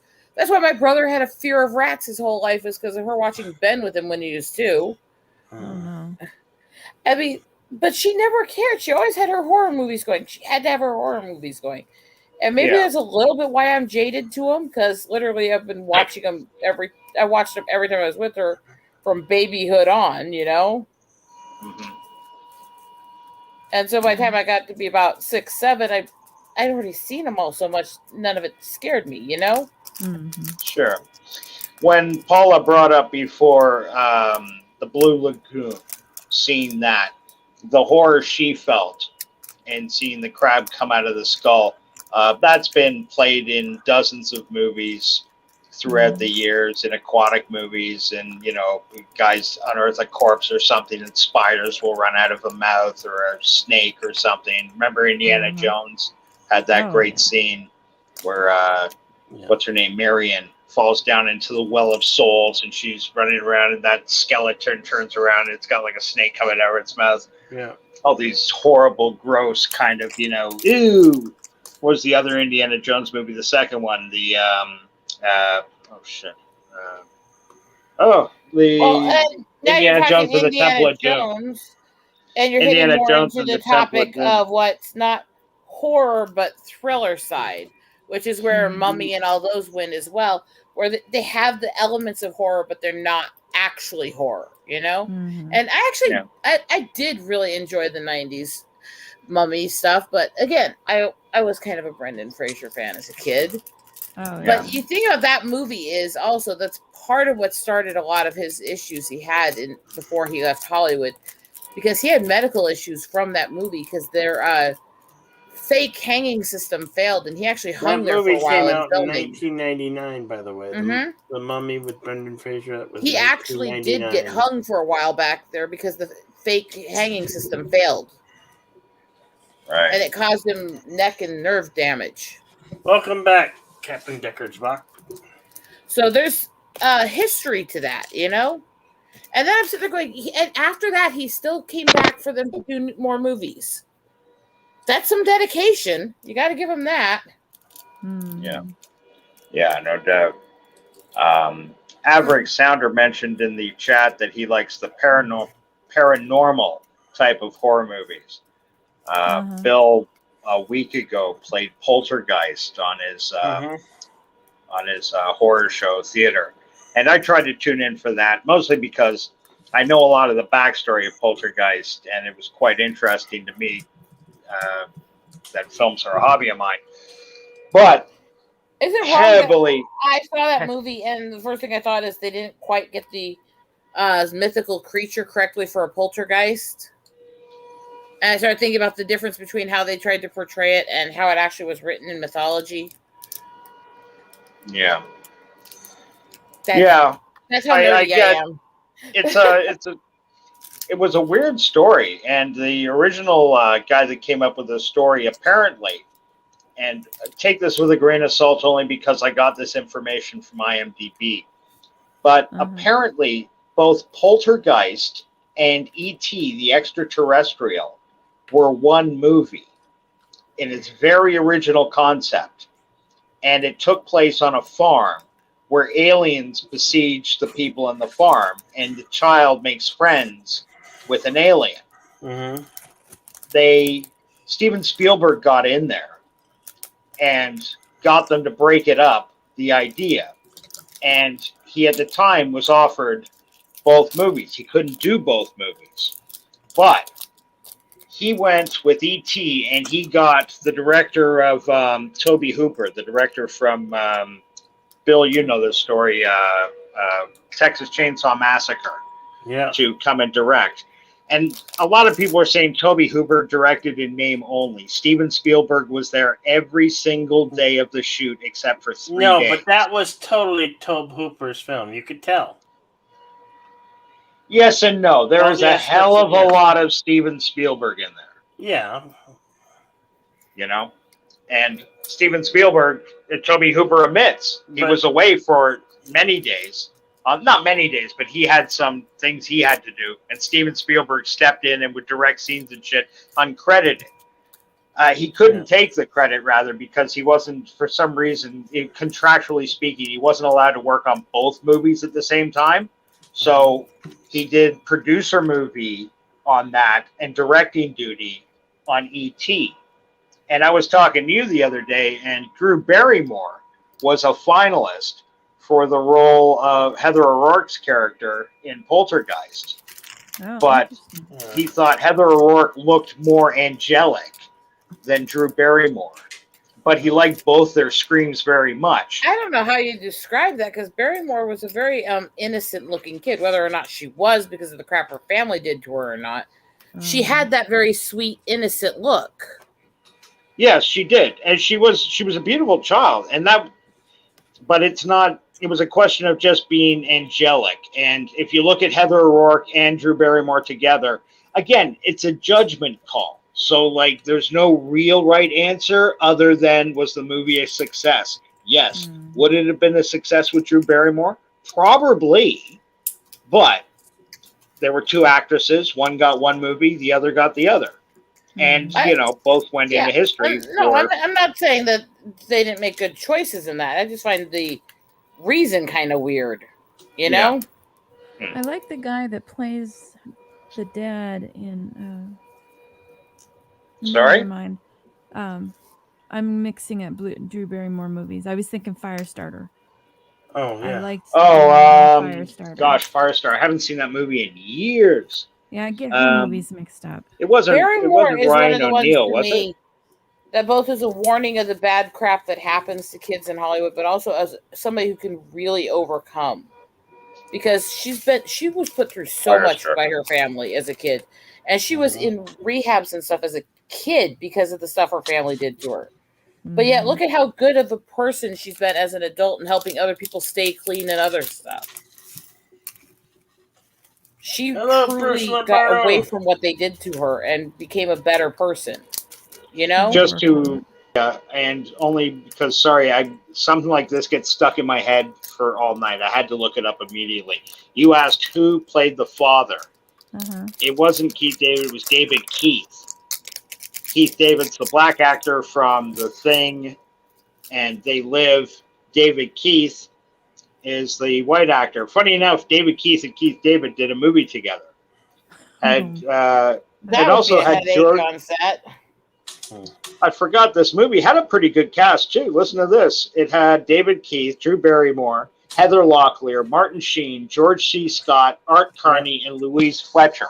Louise Fletcher, if you don't recognize the name, she played Nurse Ratched in One Flew Over the Cuckoo's Nest. Art Carney was Jackie Gleason's sidekick on The Honeymooners.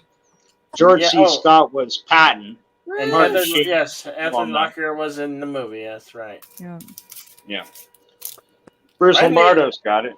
And I have all these movies that I could play, but I gotta decide when.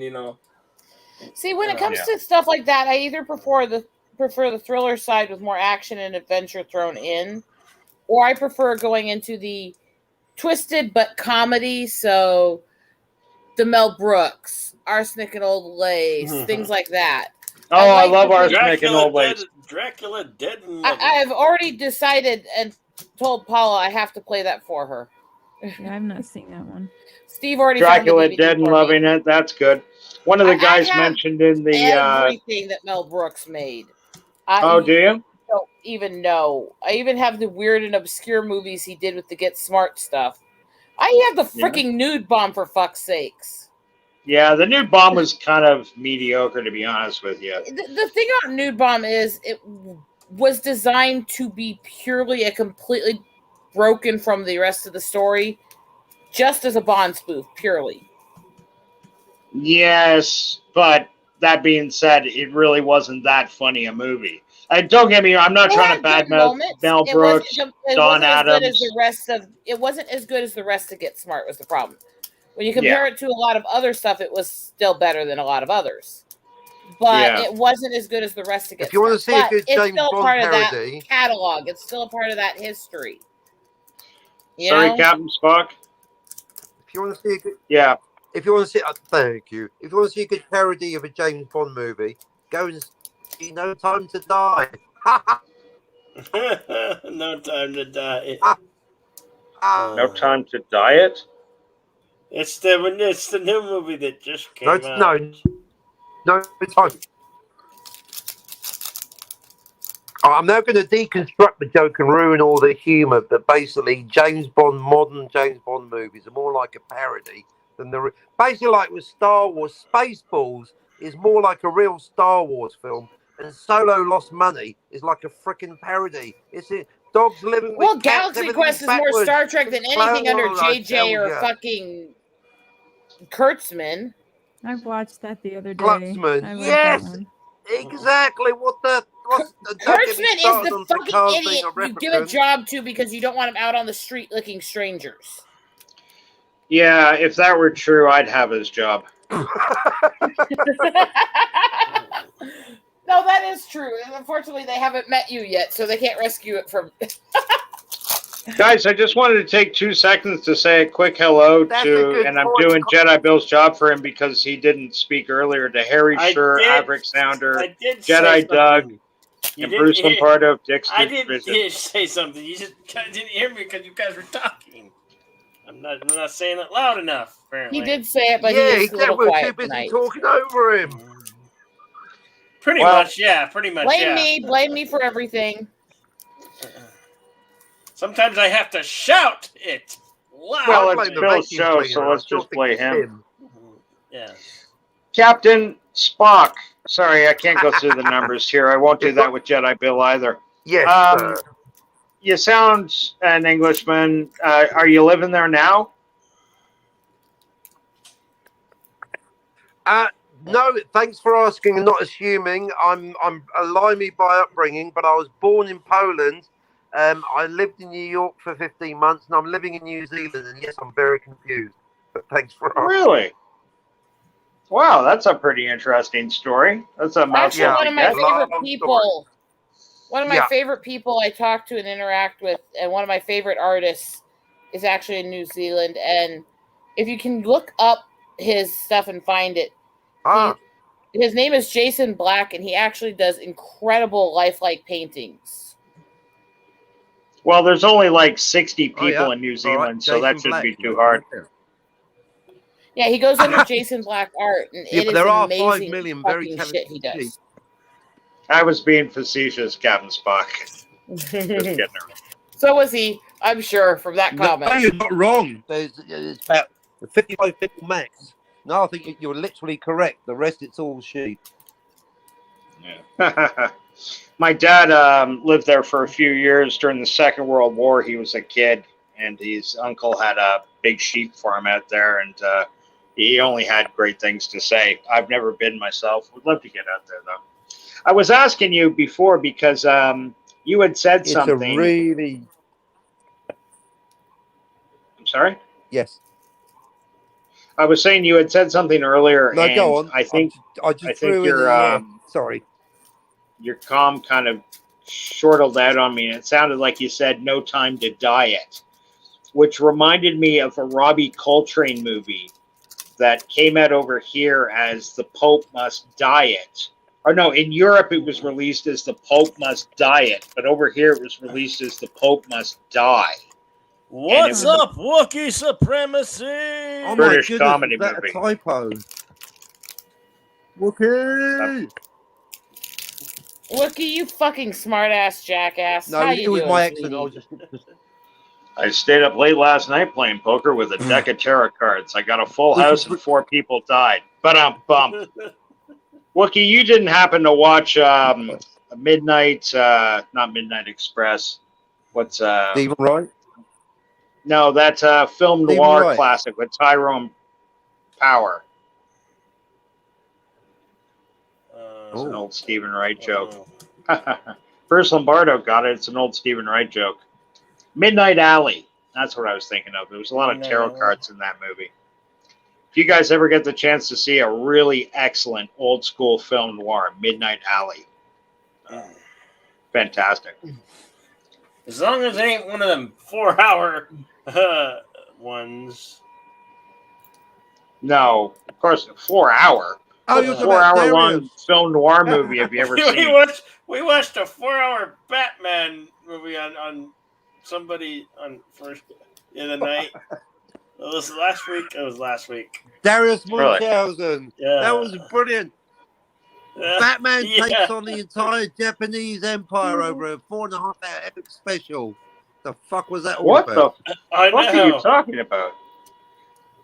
Was this a movie, an anime? What was it? No, I know, right? It was a 1940s movie. It was 40s or Oh no, it was a serial. I thought it was That's a bad what you're dream, talking but about. no. Yeah, no. I've seen that. They played There was Batman and Robin, Commissioner Gordon in it, and yeah, Right. It was all in black and That's white. right. It This was 12 hours long. Yeah, Serial. this was made. It was made before they had a Batmobile. They made this serial before a lot of Batman shit that he Right, had. yes. He didn't have a Batmobile. He had a car. Alfred would drive him to the crime scene in the back of Bruce Wayne's limousine, sort of thing. But he did have a bat cave, but it was like he didn't have the big computer or anything. He had like a desk, and it kind of looked like somewhere he dragged Robin down to sodomize him when he'd been bad. But no, it was supposed to be a place where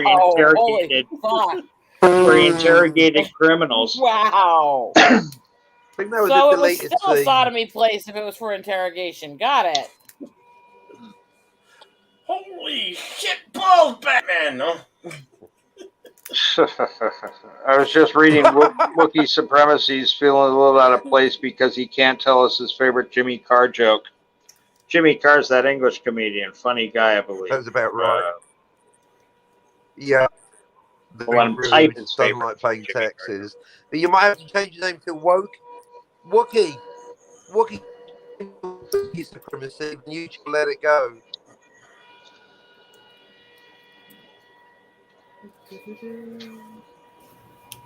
What is that noise? I still want to blame Tim Possible, but he's gone. Is Tim I Possible know. feeding There's like a audio vacuum through the cleaner back? that just won't I shut don't know, up. but it's got to be on somebody else's end because I hear it in the headphones, but not if I pull them off. So that's all I know. All right, I'm going to mute myself so I can eliminate. It's not. It's coming from Senna Red Shirt. I think, yeah. I For still sure. blame Tim. Tim, are you out there? It's your fault. Yeah, Tim's done. Where are you, Tim? The guns, they stopped. Timmy! Timmy! It stopped. I love Tim to death, but I Hey, still God, can't the stand noise Tom has stopped. Cruise. That's it. What have you got against the Tomster? Come on, he's only 4 foot tall. He's got a successful film career, and he started 2 major religions. That's brilliant. He's a nutcase. He's an asshole, and the only movies he's made in the genres I watch are all his suckiest, most horrible movies. Well, love him or hate him, you can't deny his impact on cinema and film culture in the West. I don't deny anybody's impact, even if I hate them. That doesn't mean I think they're good. I don't like Tom Hanks either. No. But it's hard to think of a guy that's had more success over so many years. What, Clark Gable maybe? Clark Gable stayed on top for close to 30 years. Tom Cruise has been doing it since what? What was Tom Cruise's first? The first movie I remember seeing him in was a not Legend, Business.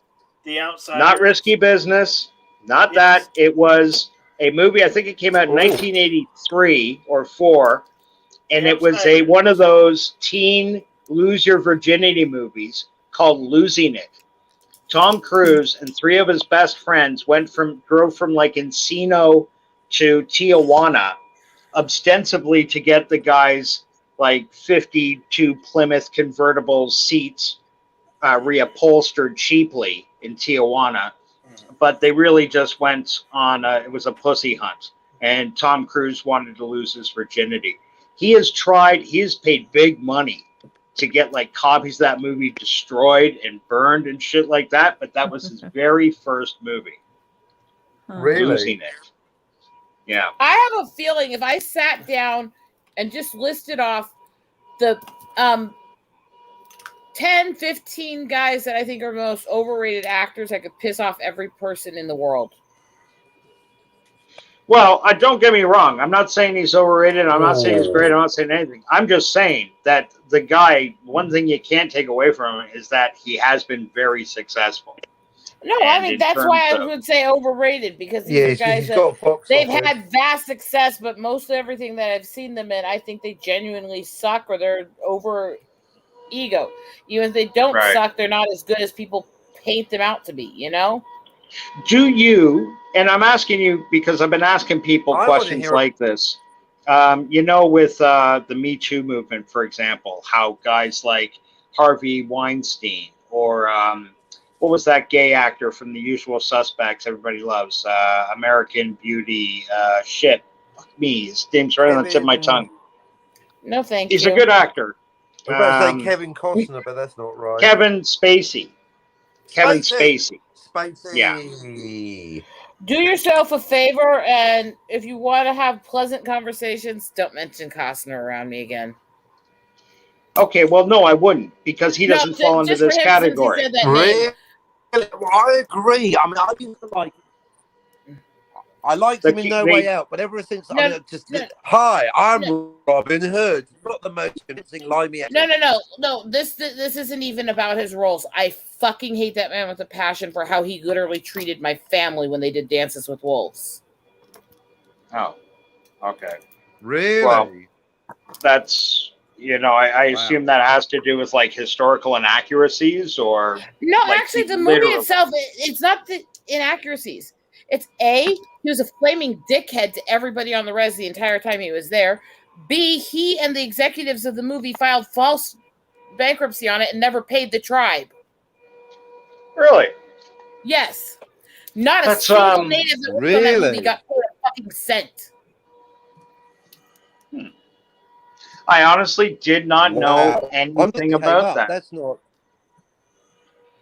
I know that the guy that played his because that was the. And yeah, they got away with it. The courts sided with them over the stupid clause B, but the bankruptcy was false. They did not lose money on the film, and they fucked them out of their money, and they fucked out people who are living in third world conditions who worked and did the job.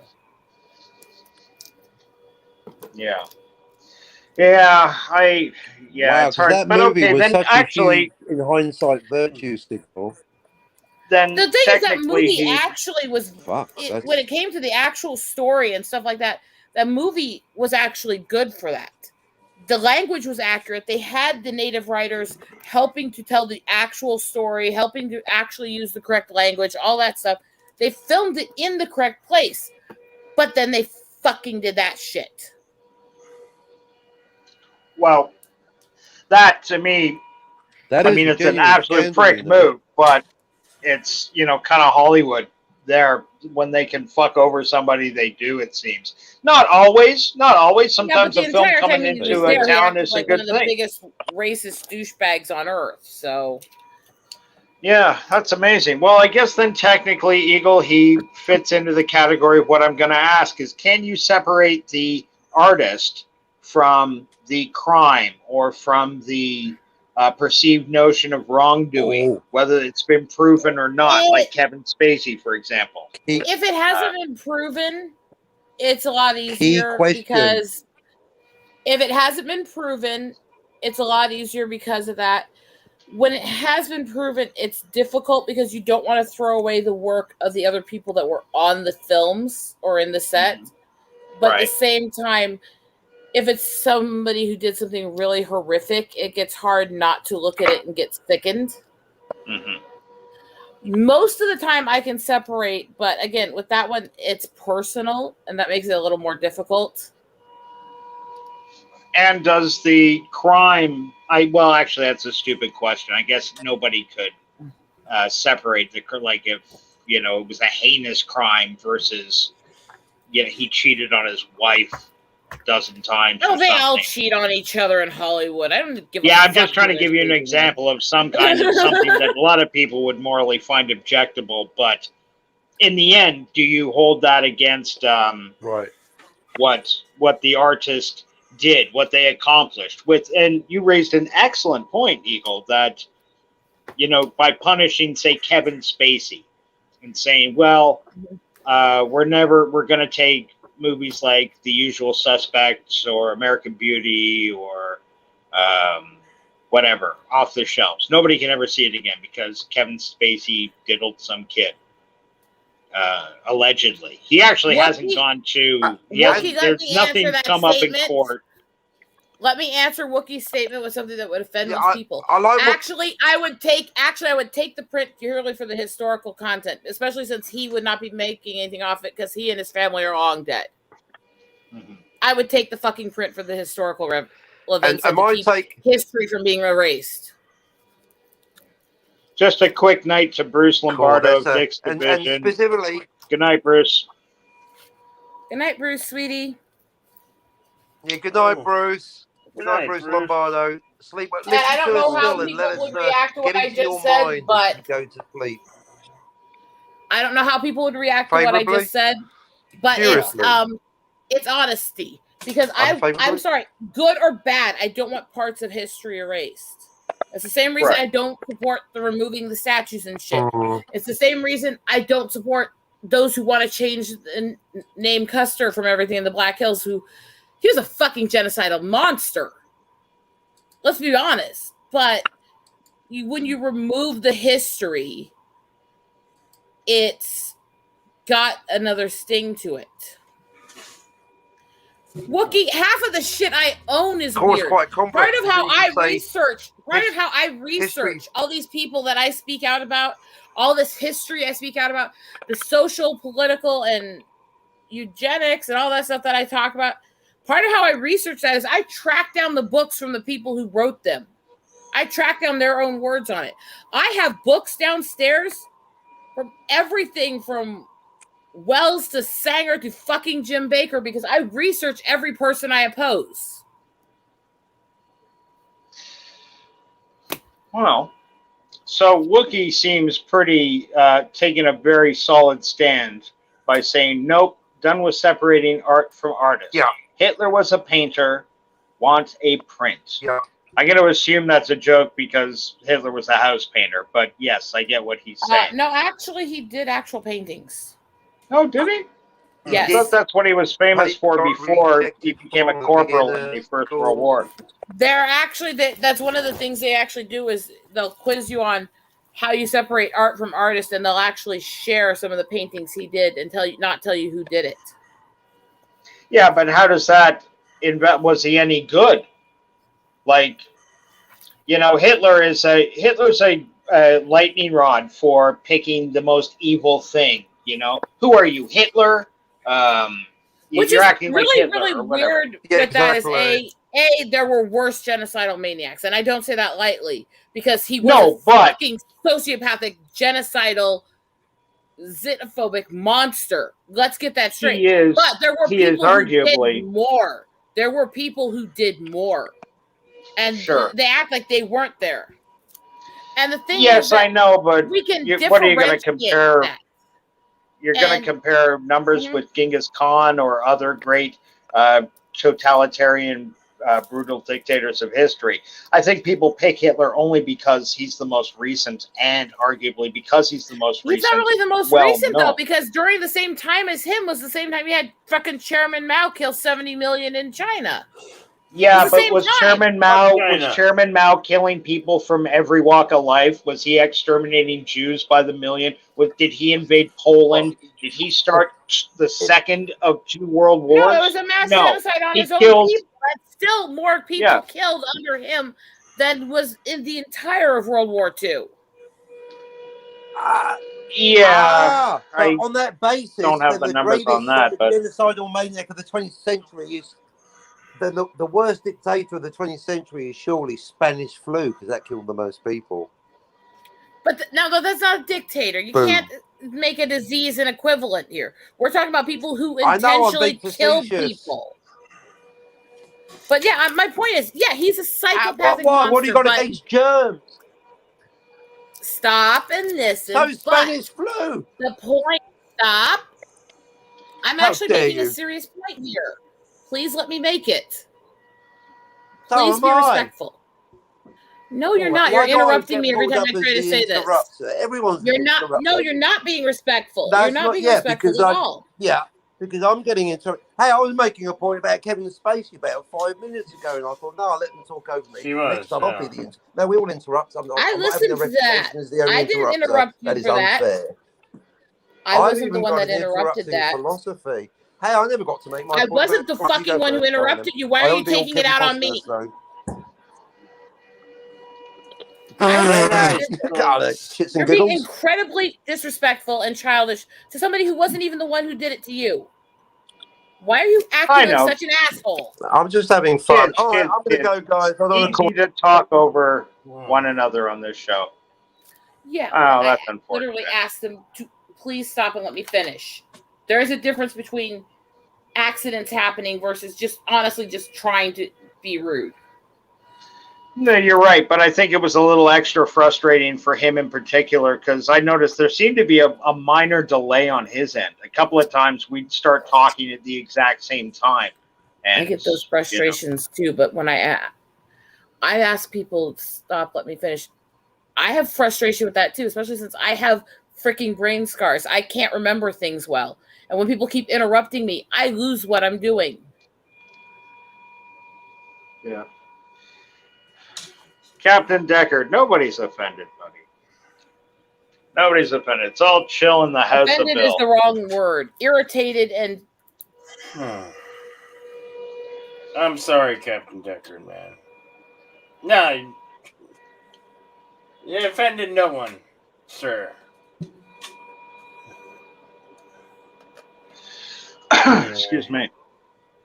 It's getting about that time. We're in 2 hours in, and it's getting late. Wouldn't you say, folks? Yeah, I know. I was just thinking I need to make myself go to bed because it's almost. Yeah, you're all good with me, Cap, says Wookiee Supremacy. And no drama on my end, says Captain Deckard. There was a time delay which made things hard, as I suspected. It seemed a Yeah, little frustrating a couple of times, just trying to, and I didn't want to overtalk him. But Eagle Rider did have a point to make, and Captain Deckard did too. I wish he stuck around so we could hear it. Paula, You have been suspiciously quiet. Have you fallen asleep? No, I'm not No. asleep. I've been knitting and Oh, I knitting. am tired. Yeah. What are you knitting? A blanket. I'll have to show everybody at some point. I am making a Star Wars scarf. And it's Oh. going to be amazing when it's done, but Hmm. I had to put it down for a bit and work on something else because Do you ever knit anything like I don't know, my grandmother and my mother, when I was very small, they would knit like baby clothes and stuff and give them away. Have you ever done anything like that? Yeah, I've knitted baby clothes, sweaters, Yeah. socks. That's sweet. You know, that's like a skill that's been passed down for what, hundreds of years? Knitting's been around, I'd say. Yep. I don't really know too much about these things, but I mean, that's old school making clothes. That's a skill I don't have. Yeah. I look absolutely stunning in a double knit turtleneck sweater, though. So if you're bored and looking for something to do, my favorite color is blue. Yeah. I'm teasing. It's not only clothing though, because from what I understand, back in the day, fishermen had strong knitting skills because that's how they made their nets. And what about you, Bill? Have you done any knitting recently? No, I don't knit. I'm not into knitting there. You're not into knitting. Did, but... No. I know what you. Don't even know how. No, that's nor I. I'm completely ignorant of that. If the world ended tomorrow and you left me out in the woods with a pair of knitting needles and a big ball of yarn, naked, and say, "There you go, survive," I'd be found dead with a knitting needle stuck in the eye and probably the other one up my ass.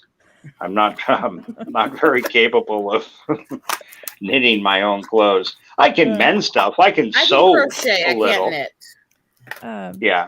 You saying that though is kind of funny because imagine, so I don't know where you're from, but where I'm from in the Midwest, the little old ladies get together, like the farmers' wives, and they have homemakers meetings. Okay, so you imagine these little homemakers meetings, these little old ladies sitting around doing things like baking pies and knitting. Right. My mother gave me a box of knitting from one of the homemakers ladies. And it was a box that was a variety size of willy warmers. I didn't quite catch that. I'm sorry, Paula. Would you mind repeating the last word you said? It's a box of willy warmers. Willy warmers. Yes. Use your imagination. Cock socks. I'm sorry, I couldn't resist. Willy warmers. Loving by these little old ladies, and they're hilarious. That is absolutely adorable. Made with love for the men in their lives. That's right. Some of them were like microscopic. That's one of those gifts that comes from the heart with love. He was in the pool. Comes, huh? I was really hoping you wouldn't use that word. Oh my god.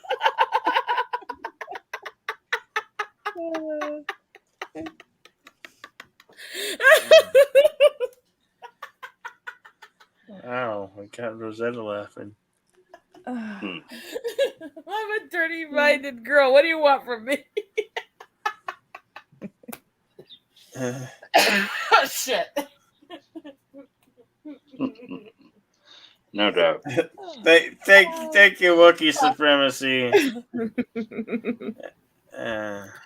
I don't know what the fuck I'm doing now. Thank you. Fuck.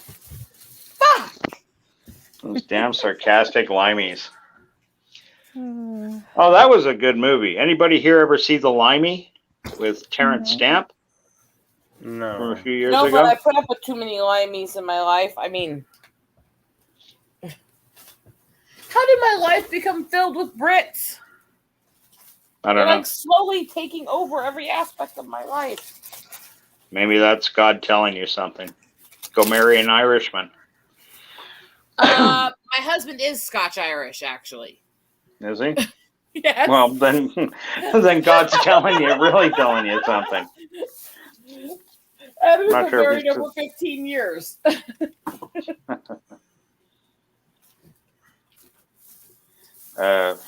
Shoot, I lost my train of thought.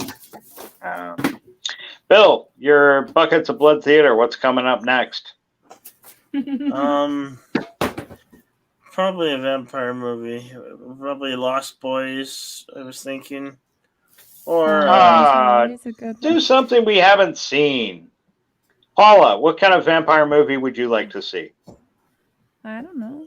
I mean, I'm gonna say Lost Boys because I like that one, but yeah, I if know, people but haven't seen I get to choose because it's the my Jim show. Carrey one, is hilarious. Yeah. First Right. Bitten, My Best Friend's a Vampire. That one was good. Best Friend's a Vampire. I think What that about one's- Dracula Dead and Loving It? Oh yeah, that's a Is good that one. too over the top, too goofy? No. No. I don't know. I have it. Yeah. Dracula Dead and Loving It. Wookiee Like I said, I have a Supremacy, total Mel Captain Spock. Brooks addict. Yeah, you were saying before, Mel Brooks has got quite the catalog out there. Blazing Saddles is a bit of a knee-jerk movie for me to say that's my favorite Mel Brooks. It's probably my favorite comedy, and not just because it's a shocking movie, but I love Blazing Saddles, but I would honestly say I love it, but it's not my favorite movie of his. That said, it was hilarious playing it for my godson when he got old enough because he was such a quiet inner city black boy until that movie.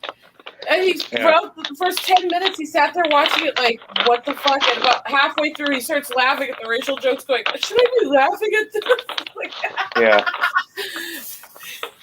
If you go on YouTube, there's got to be at least 50 hilarious reaction movies watched by black people of varying ages and sexes. Like sometimes you'll get 4 guys on a couch, sometimes it'll be a guy and his girlfriend, sometimes it's 3 girls together, all watching Blazing Saddles. And not one of them, not ever once did I see anybody go, that's offensive, that's garbage, that's, No, this guy should go to hell. Usually, Not every ever time once. I've seen somebody black watch it for the first time, it always starts with a little discomfort followed by laughing their ass off.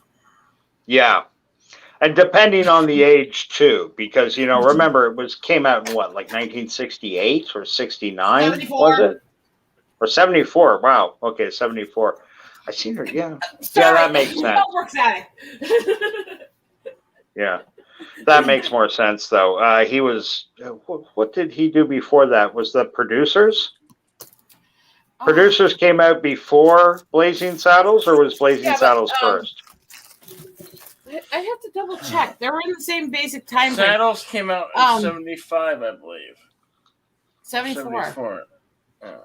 Because I know several of his movies came out from like 72 to 75, so I'd have to try to double check on a few of those. Well, he had a run too, and he had like many actors, many actor directors.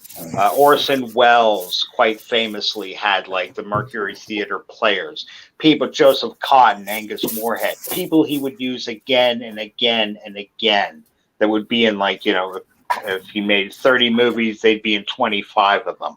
He always found work for these people. Mel Brooks had guys like Harvey Korman. Madeline Kahn even showed up in a few things. Okay, there's Madeline a movie that it took some heat because of how dark it really went. But if you want to see a twisted movie, look up Yellowbeard. Oh, I've seen Yellowbeard, sure. I saw it in the theaters. Yeah. God, how old are you? Because I'm not that young, and that came out the year I was born. I mean, it's Cheech and Chong. And you've got several of the guys from Monty Python and several of the ones that were always working with Mel Brooks all together. Yeah, it's an interesting cast, to say the least. It came out. God, there's a lot of rape jokes in that movie. Oh my God. Yeah. What was that joke? I still remember it. He says, here, give him some water. He says, no, I never drink water. He says, what do you mean? He says, you can't drink water. He says, the fish piss in it. The fish shit in it. Yeah, I never drink water. Fish shit in that. That joke's been used a couple of times in a couple of different movies, but I think that was the first one. And the beat goes on. Damn, you missed the awkward moments. Well, buddy, hang on. There are plenty of awkward moments to come. Jedi Bill was just about to tell us about his first sexual experience. Bill, go ahead. Fucking fuck! Did I fucking put that? No. Ain't going to, bruh. Please don't mind my random tirade of swearing. I can't find something I need for my project. Okay.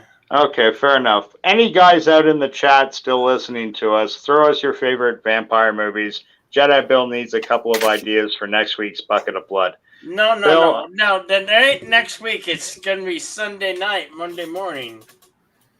Okay, just to let you know. I understand. Where the fuck? Fucking fuck.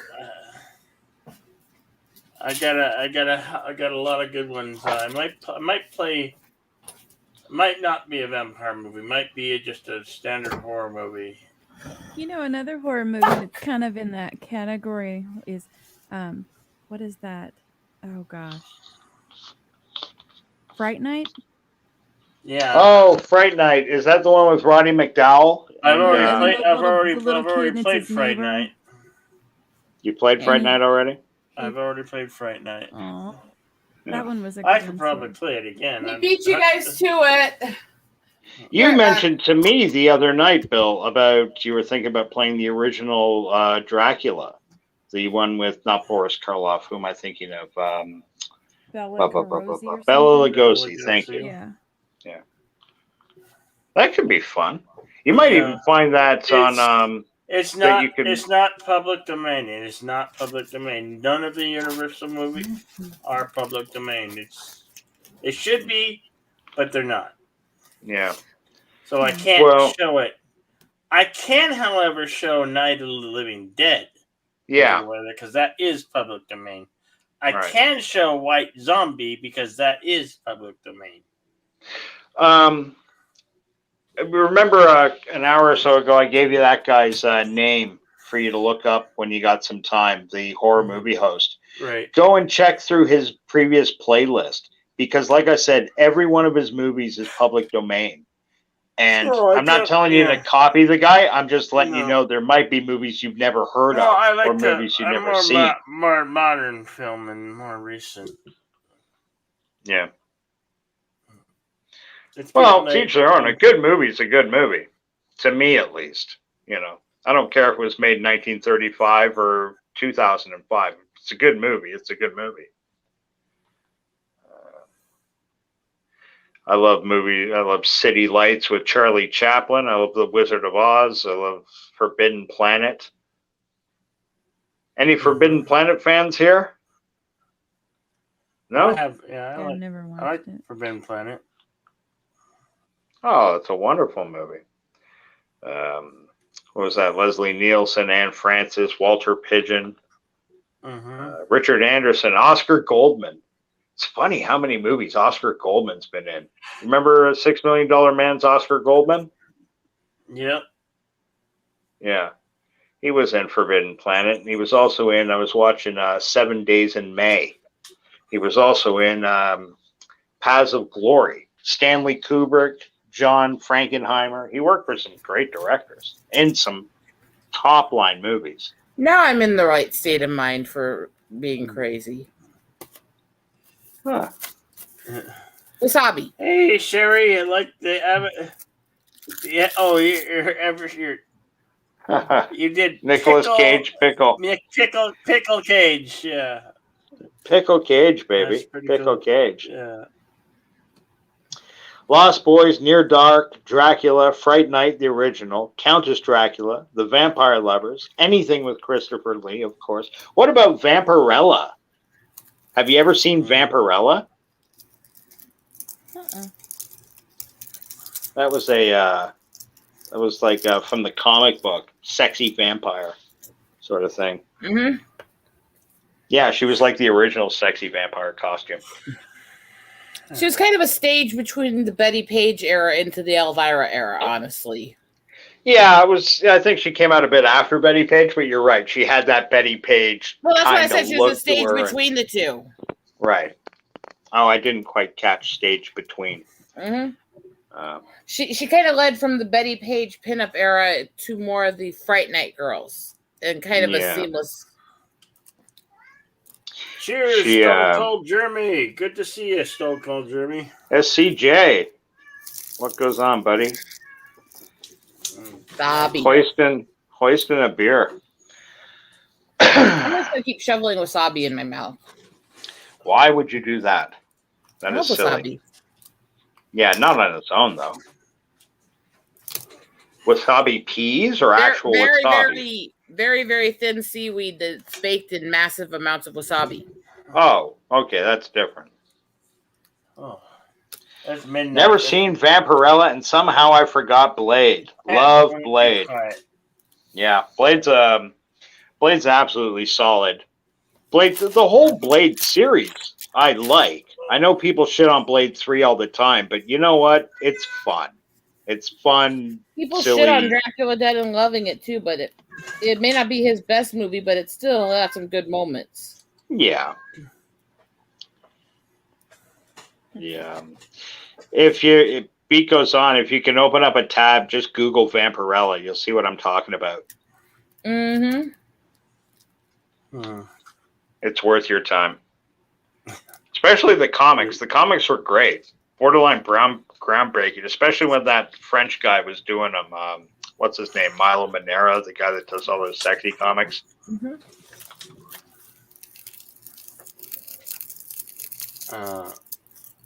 Dead in Loving It is entertaining as fuck. Yeah, sure it is. It's not arguably the funniest movie out there, but it's fun. It's entertaining. It's not the quality it should have been sticking Nielsen and Brooks together.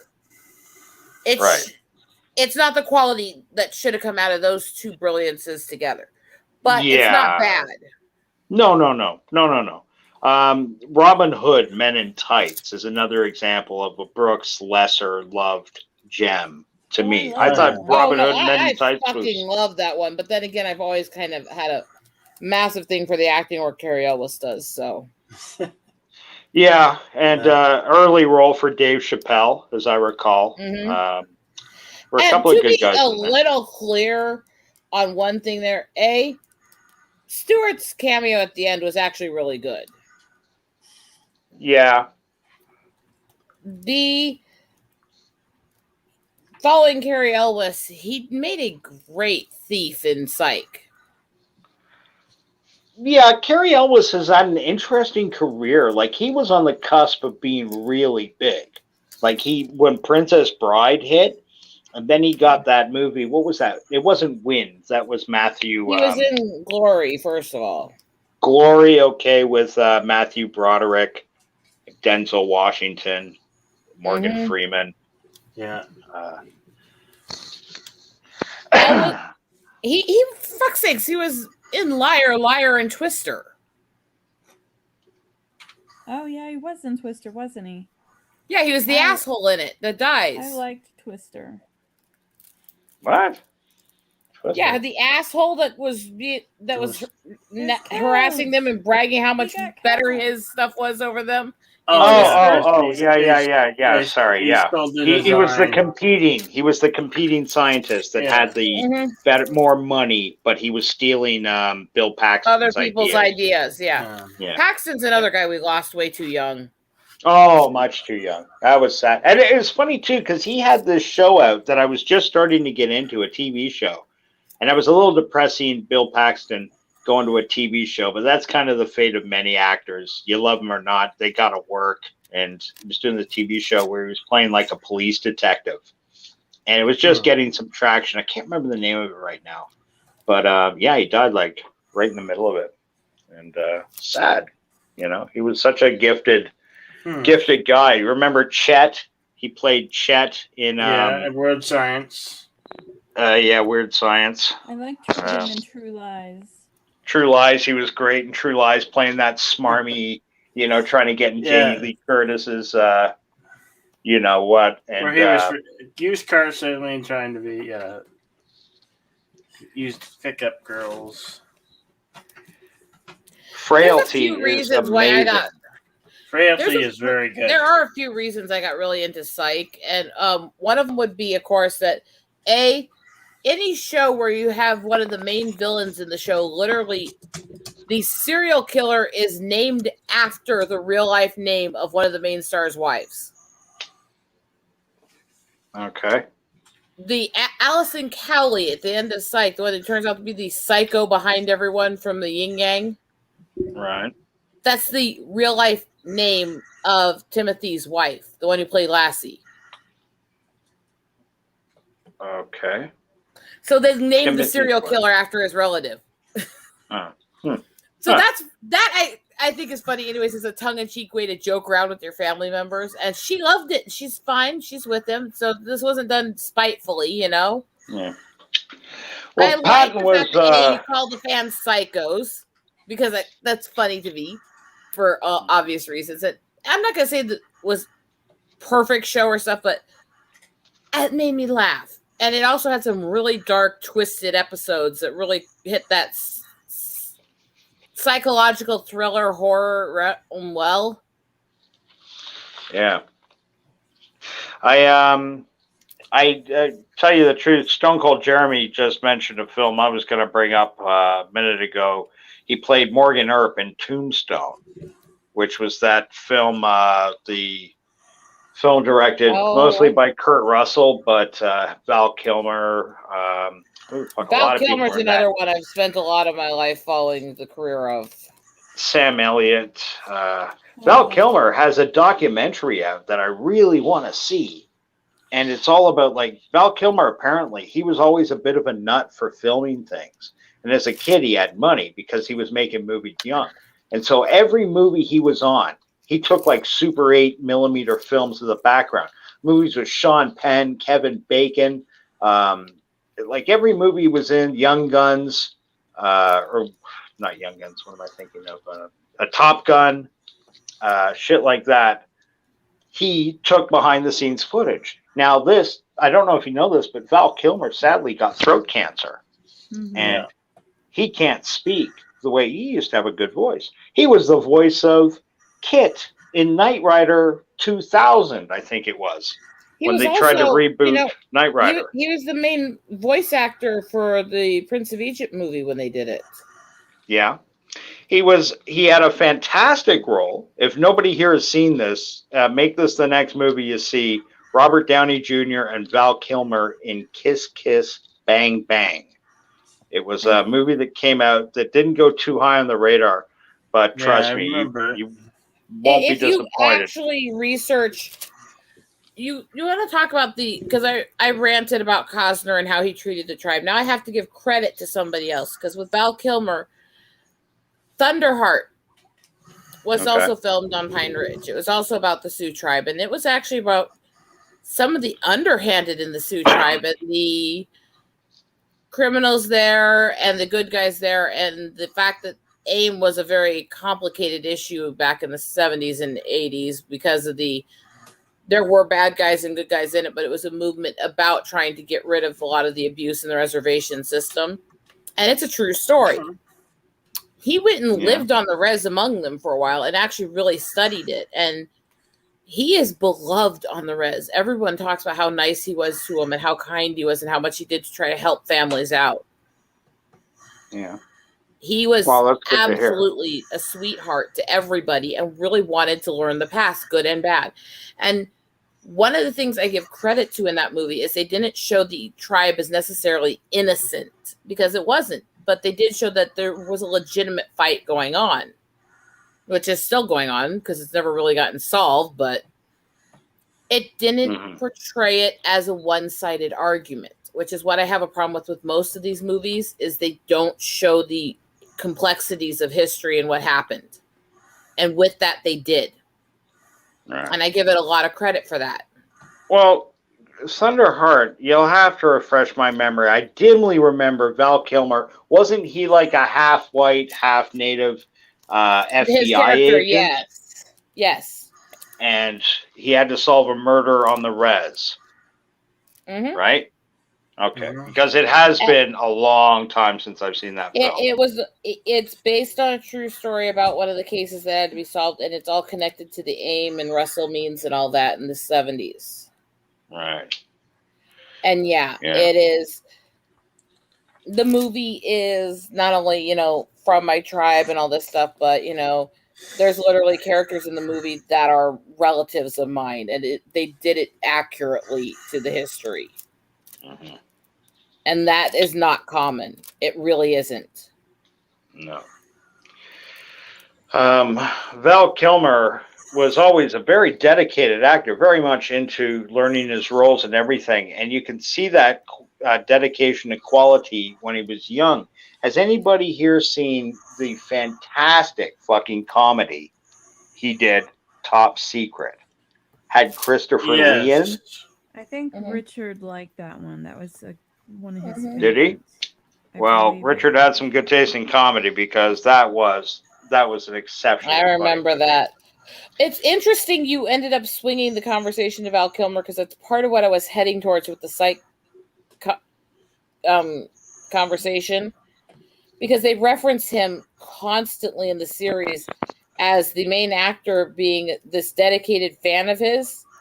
Mm-hmm. And what they released in the footage after and the information after the show is that the main actor actually was a hardcore fan of Kilmer to the point where when he got a chance to meet him, let's just say he fanboyed out so hard he freaked Kilmer out, and Kilmer had a restraining order against him for 10 years. Now, the reason why this is so noteworthy is they made jokes lightheartedly about how big of a fan he was of Kilmer. Kilmer decided he overreacted to the fan. So to remove the restraining order and to give him a second chance, he took the restraining order, went to the court and had it revoked, and then showed up on set while they were filming the finale and offered to do a cameo for him. Oh. And so he's actually a cameo on the last episode of the series as his way of reaching out and saying, I'm sorry I freaked out when you were just fanboying. Yeah. And I thought that was kind of fun and cute that he did that for him. Yeah. Val Kilmer has some stories like that attached to his name. So often with Hollywood and the celebrities and stuff, when you hear there's going to be a story, you kind of roll your eyes or whatever. But with Val Kilmer, there was never, he was banging coke hookers in his, cabin on, whatever film, or he never got into the shenanigans Charlie Sheen got into, or any of his contemporaries. He was always pretty clean cut and professional. That's another thing I hear about people when they say working with Val Kilmer. Very easy to get along with and very professional. Showed up on time, knew his lines, could hit his marks. Always a pleasure to work with him. And the one exception to that rule is in the infamous, I think this was John Frankenheimer. Again, I was talking about John Frankenheimer earlier. That movie he made with Marlon Brando and Val Kilmer, Back to the House of Pain. What the name is that movie? It's right on the tip of my tongue. Oh, that's frustrating. Bill, you know what movie I'm talking about? Sorry? I hate it when that happens, I said. Yeah, it's a horror movie, a famous one, where Marlon Brando characters making man monsters on this island. Oh, the Island of Dr. Moreau. Right, thank you. The Island of Dr. Moreau. And that is one of those movies that's gone down in history as an absolute nightmare production. Like, they've made books, they've written books about that. Movies like Apocalypse Now or Fitzcarraldo. There are two movies that Kilmer said actually affected him mentally because he got to admit. He's a very method actor, and he's open that he's a bit of a chameleon and absorbs personalities and starts thinking he's more of the characters if he gets into it too deep. And there's two movies that screwed with him. One was Ghost in the Darkness, where he said I remember that. Several months after it with the therapist trying to get out of the issues he was having with his mind after it. The other one was the Saint because you had a chameleon playing a nameless chameleon. Really? The Saint pushed him over the edge. It Wow. literally screwed with his identity because he was playing a nameless character that had his same chameleon issues.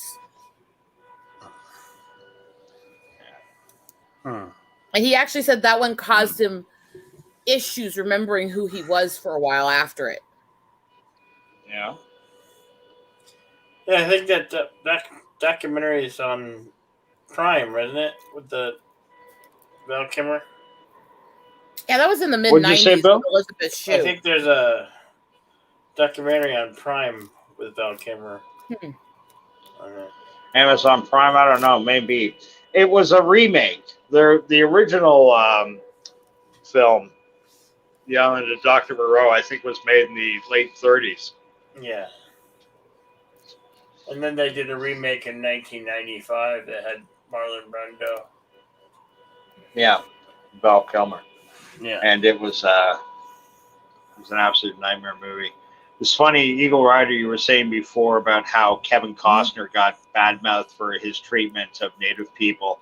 In Fitzcarraldo, the Werner Herzog film about a kind of mad music lover that lived in the Amazon with his wife, European. He owned a rubber plantation. And what he wanted to do was build a opera house in the middle of the Amazon. Like literally in the middle of the Amazon jungle. He wanted to build a top-of-the-line, world-class opera house.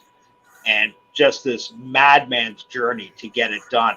And a big part of having to get it done was he had to get a riverboat down this specific tributary, but they didn't join to the main river of the Amazon.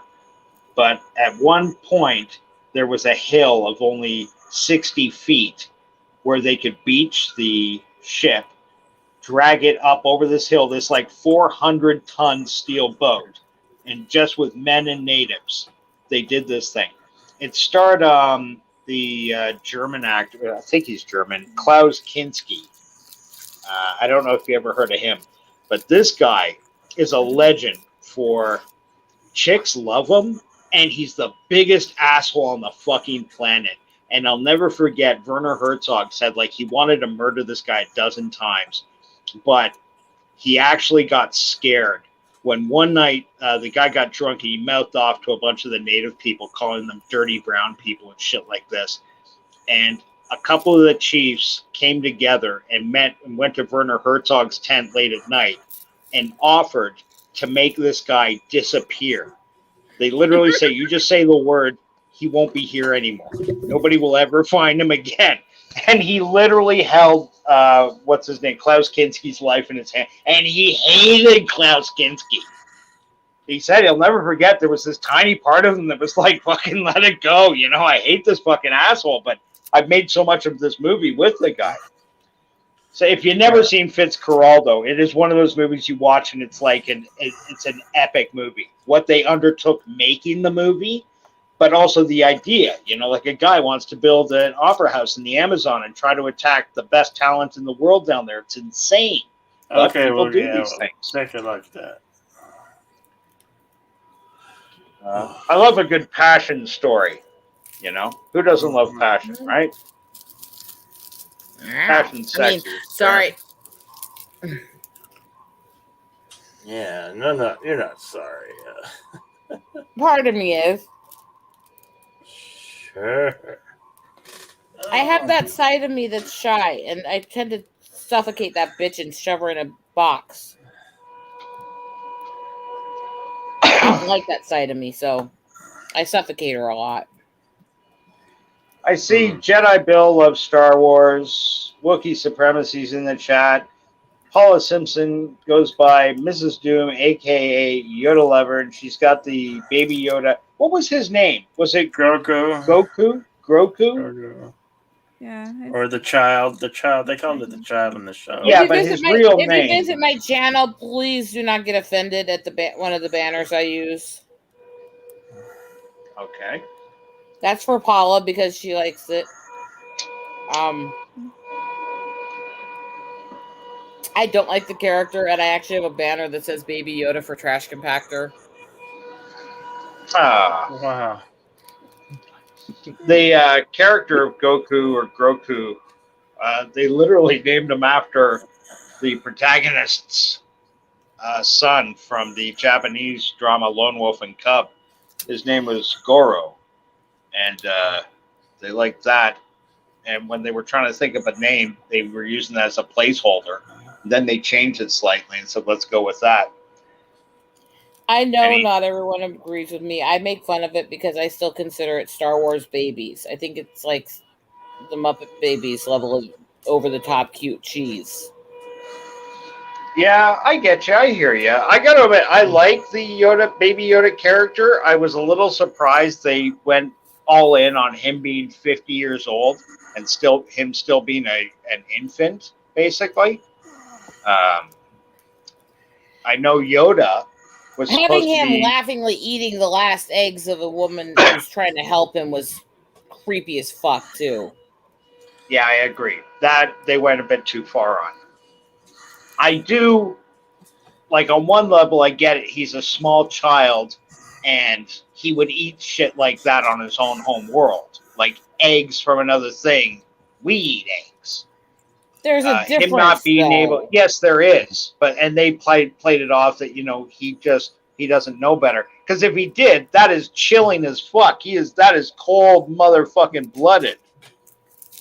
Grogu sounds like Gogurt. That was truly creepy there, Wookiee supremacy, the link he put in chat. Wookiee, I'm sorry, but it can be my personal bias as somebody who's dealt with fertility issues and stuff.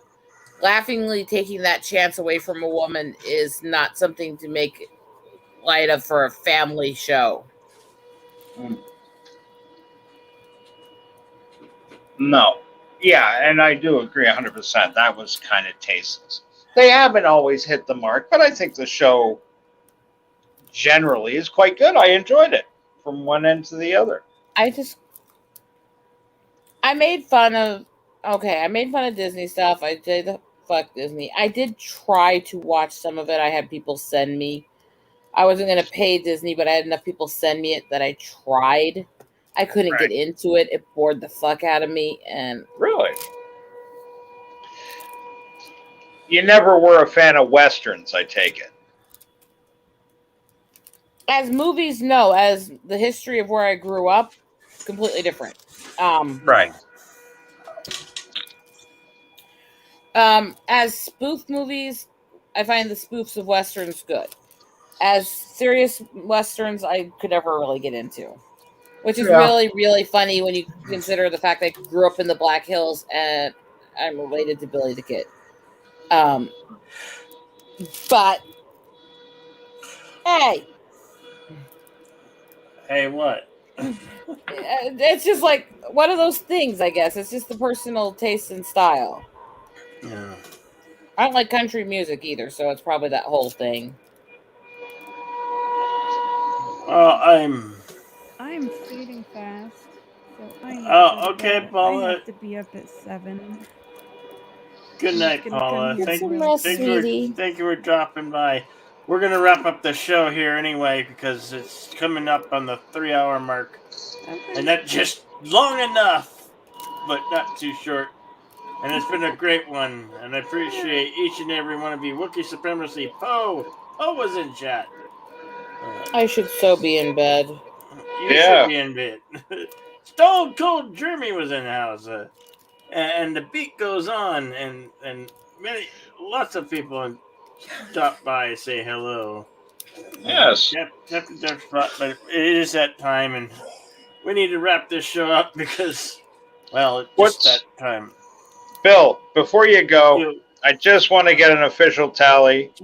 I'm looking here. Jedi Bill 797, 449 subscribers. Oh, buddy, every time I turn in to see you, you're going up. You're always moving. I love it. It's great. I know. I like it too. Excellent. Good news. Keep that number going. You're not going to close out the show without giving us at least one Elvira break? No, we're going to do it right now.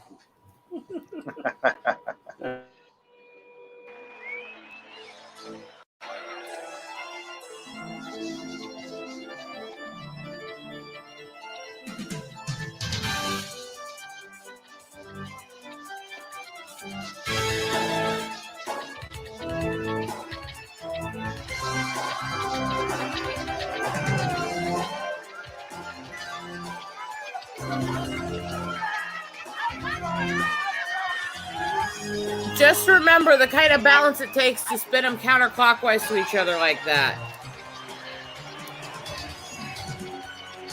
That takes some serious boob strength and balance and some function.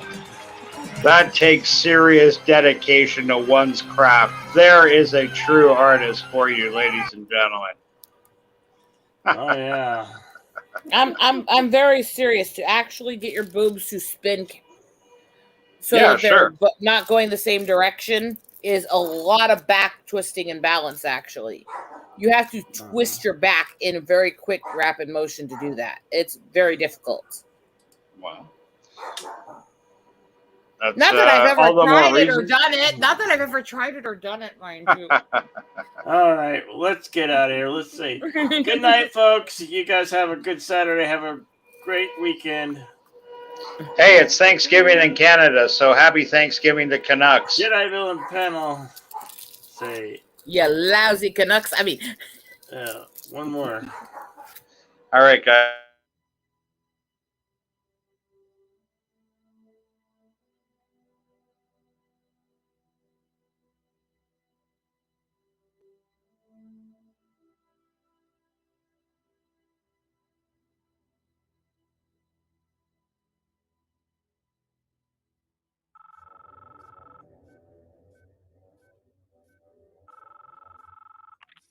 I know you're out there.